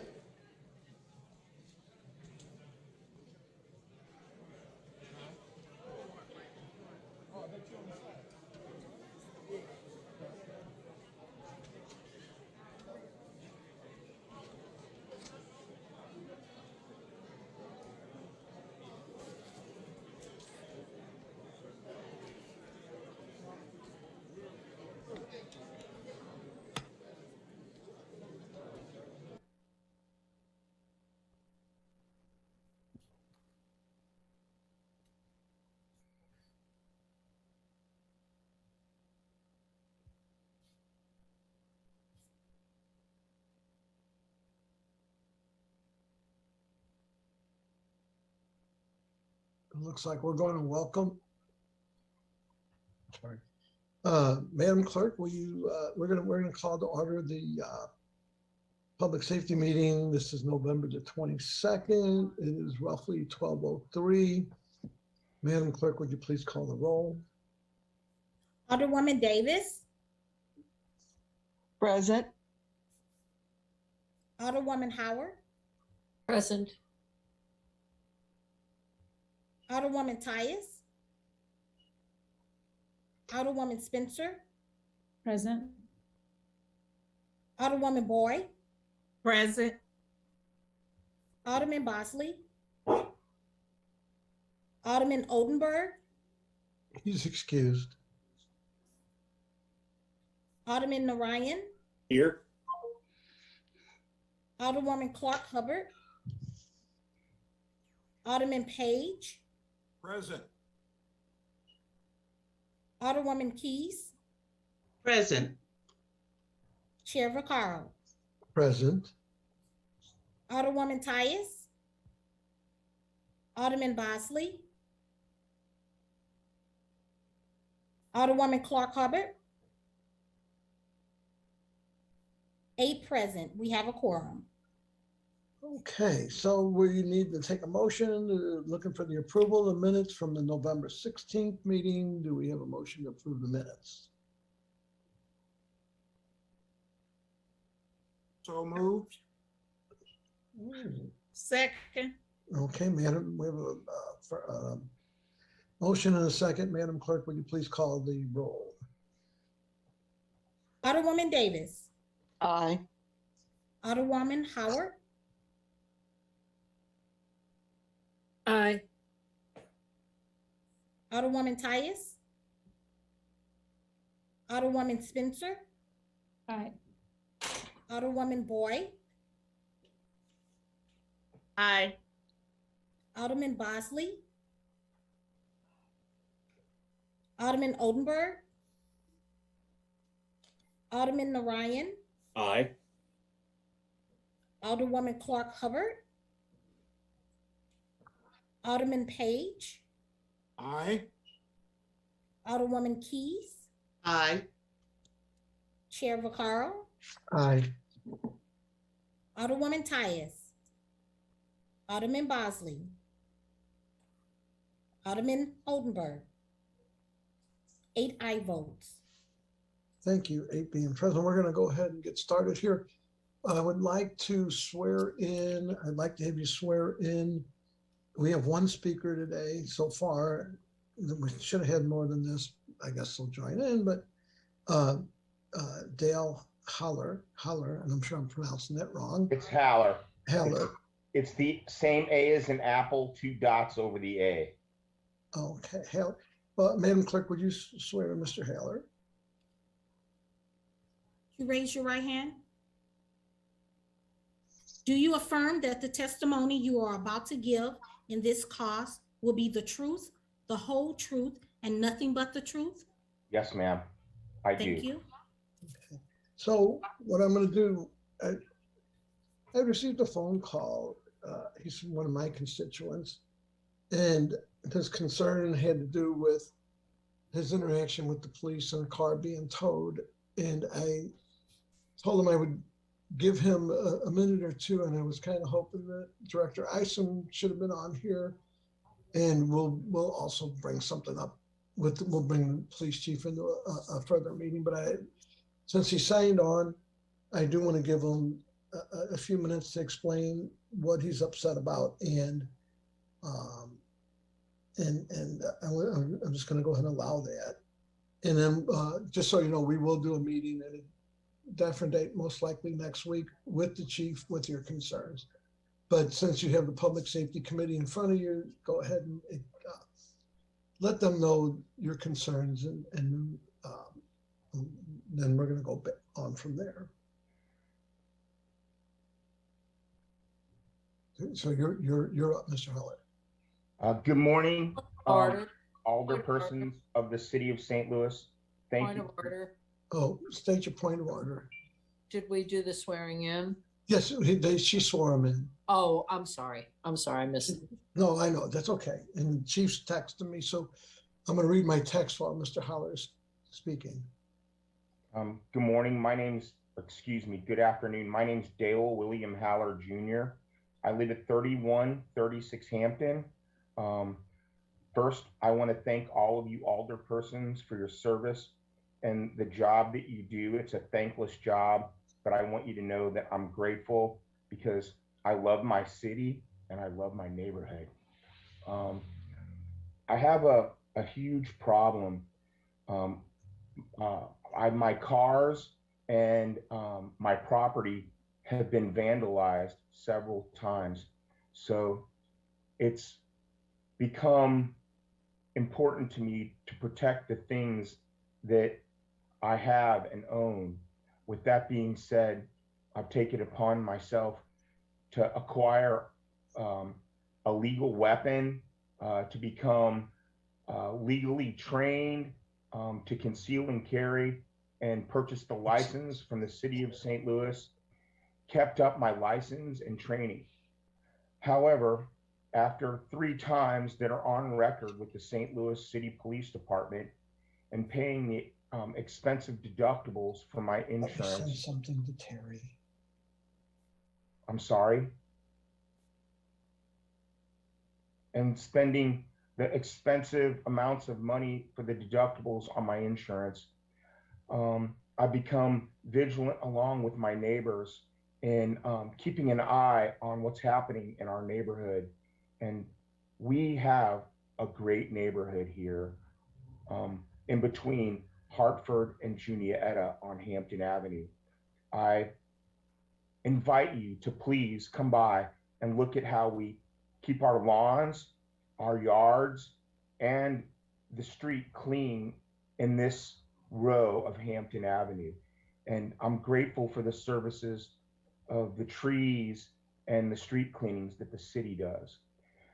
So the reason I'm here is Sunday, I left for a meeting. I'm an iron worker of 23 years, a certified English teacher, grades 5 through 12, and a coach in the city of St. Louis, and a musician who plays music in several venues and events in the city of St. Louis. I was leaving for a meeting Sunday at about, I'm going to say roughly 4:30, almost 5 o'clock. And I witnessed a man with a red car following closely behind it, stop and park their car in the middle of the driveway of an elderly neighbor on Junietta. I noticed the behavior was suspicious. I participate in the app called Nextdoor and know of all of the criminal behavior with the catalytic converters, as where I'm a victim of that as well, and it's on record. And the Kia situation.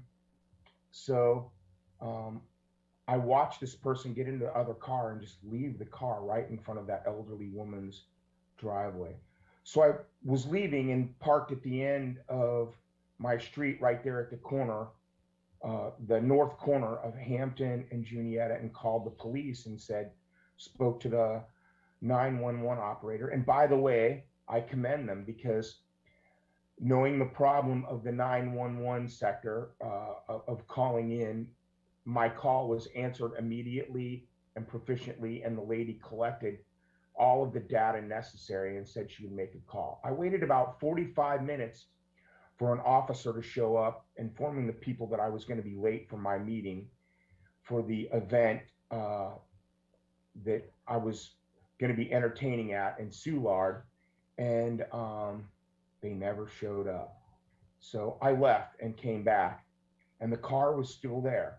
It did, however, have 2 tickets on the car, but it was still parked in the lady's driveway. So I got up and went to work Monday morning and came home, and at about, I'm going to say 8ish, 9ish in the morning, and there was a sergeant, and I don't remember his name, but I'll tell you that he was a heavy-set man, wore glasses, and remarked that he was going to retire in about 6 months. And he was closely investigating and vigilantly researching information about the car. And the little old lady came out, and we were talking, and I told the sergeant, I'm like, because I'm active in my community, Mr. Vaccaro knows, as well as Mr. Vollmer.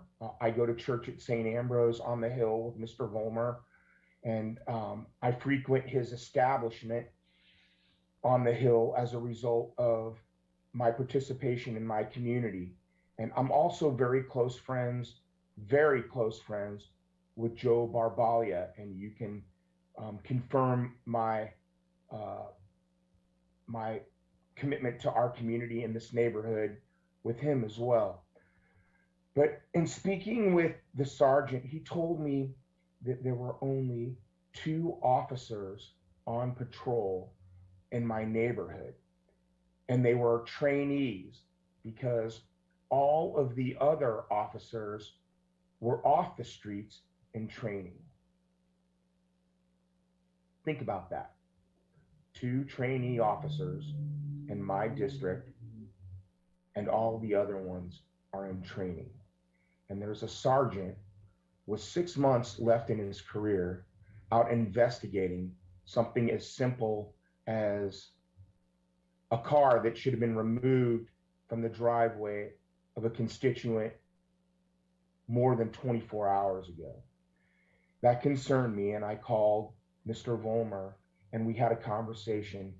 And I can't tell you how grateful and respectful I am for Mr. Vollmer, because I try to contribute to our city.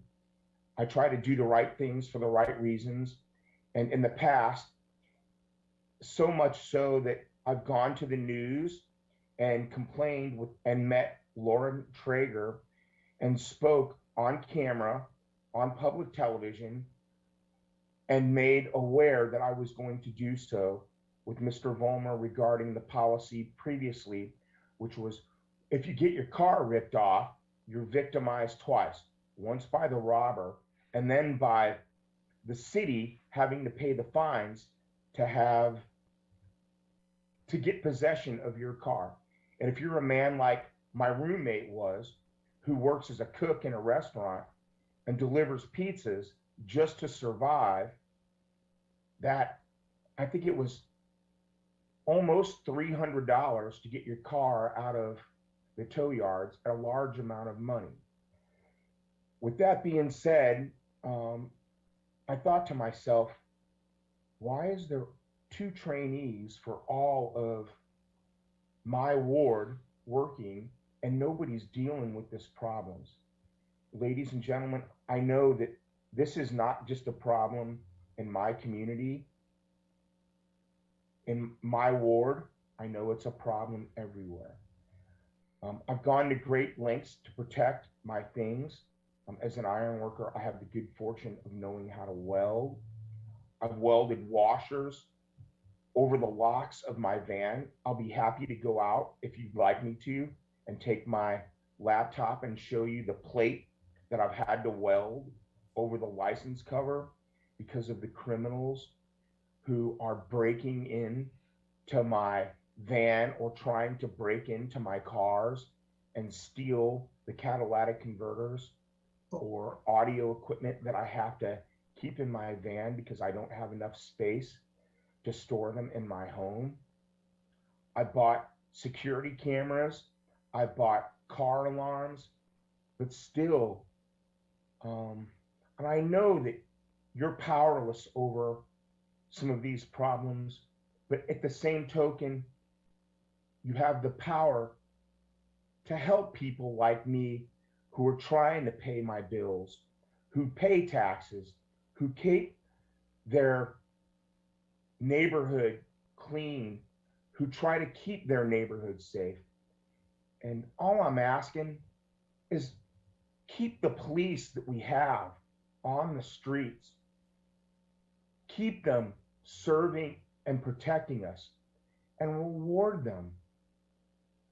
You know, I'm aware that there's a lot of money sitting in limbo. Spend some of that money, give them raises, hire more police. I'm all for training. I'm a teacher. Do you see? This is not a picture. This is literally the books behind me. I understand the power of education.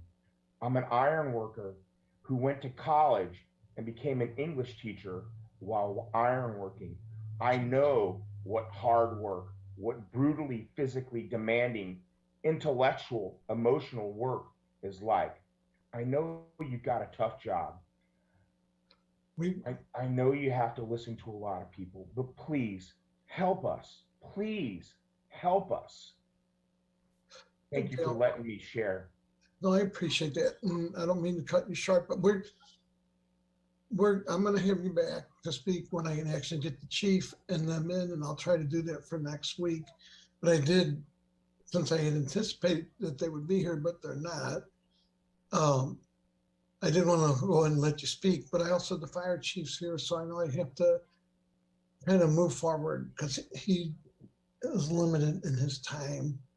I'm thankful for letting me speak, and again, to all of you alderpersons, I'm grateful for the thankless job that you do, and I ask again, please help us. Thank you. And thank you. And you can hang on if you want. We're going to go on with the meeting. Or you can leave. It's just your call. But this is what we do now. It's kind of, might be boring, may not. You never know. I'll leave. I've said what I need to say. And again, thank you, all of you alderpersons, for the thankless job you do. Okay, God bless. Thank you for coming in. So I would think, since it's my resolution, and I don't see the vice chair person here, I would imagine that either Alderwoman Davis or Howard, whoever wants to chair this while I'm presenting my bill or my resolution, I guess that's appropriate. I'll yield to Alderwoman Howard. So Alderwoman Howard, you're you're running things now. And I am. Thank you, Alderwoman from the 19th. Okay, let me grab the agenda here. It's resolution number 147, 145, I'm sorry. Okay. All right.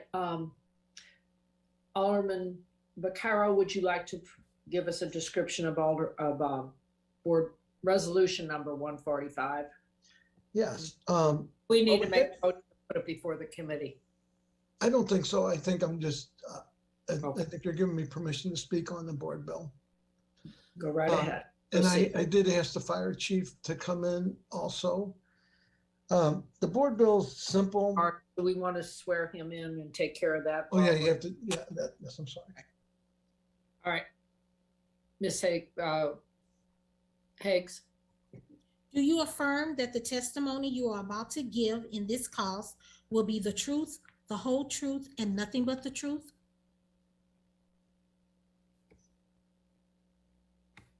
I do. Thank you.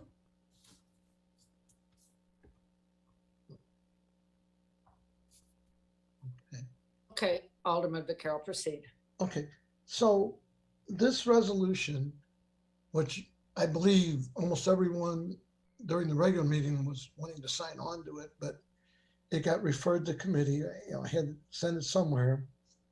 Right now, there are 17 promotions that have been being held up for years, and a test that hasn't been given for years, and a court order ordering that the promotions be made and that a test be put out.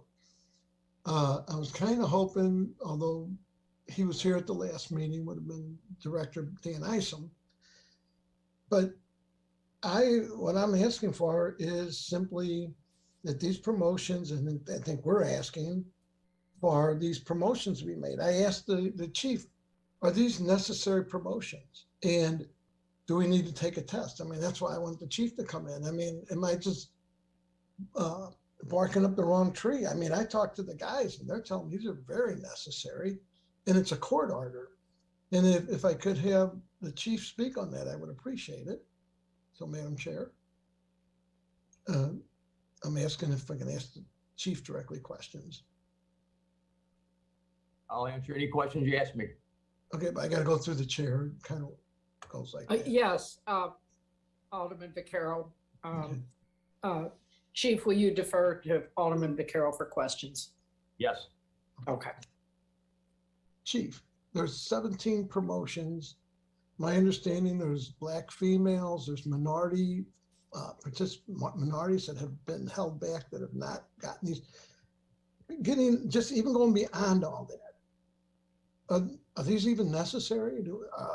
My understanding, they're extremely necessary for the safety of the firefighters. Am I wrong? No, I don't believe you're wrong, Alderman Vaccaro. This is part of my table of organization, my TO, that I go through a budgetary process to have all positions approved, from EMTs, paramedics, to firefighters, to captains, battalion chiefs, deputy chiefs, on up to my position. So I believe these positions are warranted. I did agree. I mean, your statement regarding that the test has been around for a while is old. I agree with that statement. I've been trying to push a 3-year test for all positions, promotable positions within the fire department. That hasn't come to fruition yet. But no, I do believe that the positions are warranted within the budget and the yearly process of the city. And that's why as we have open positions, I do put in the requisitions as I have to. On every time we have a position come up, I put in a rec, and they've been held up. So, and my understanding is that the personnel department granted them and they're being held up by the public safety director. I don't know if that is true.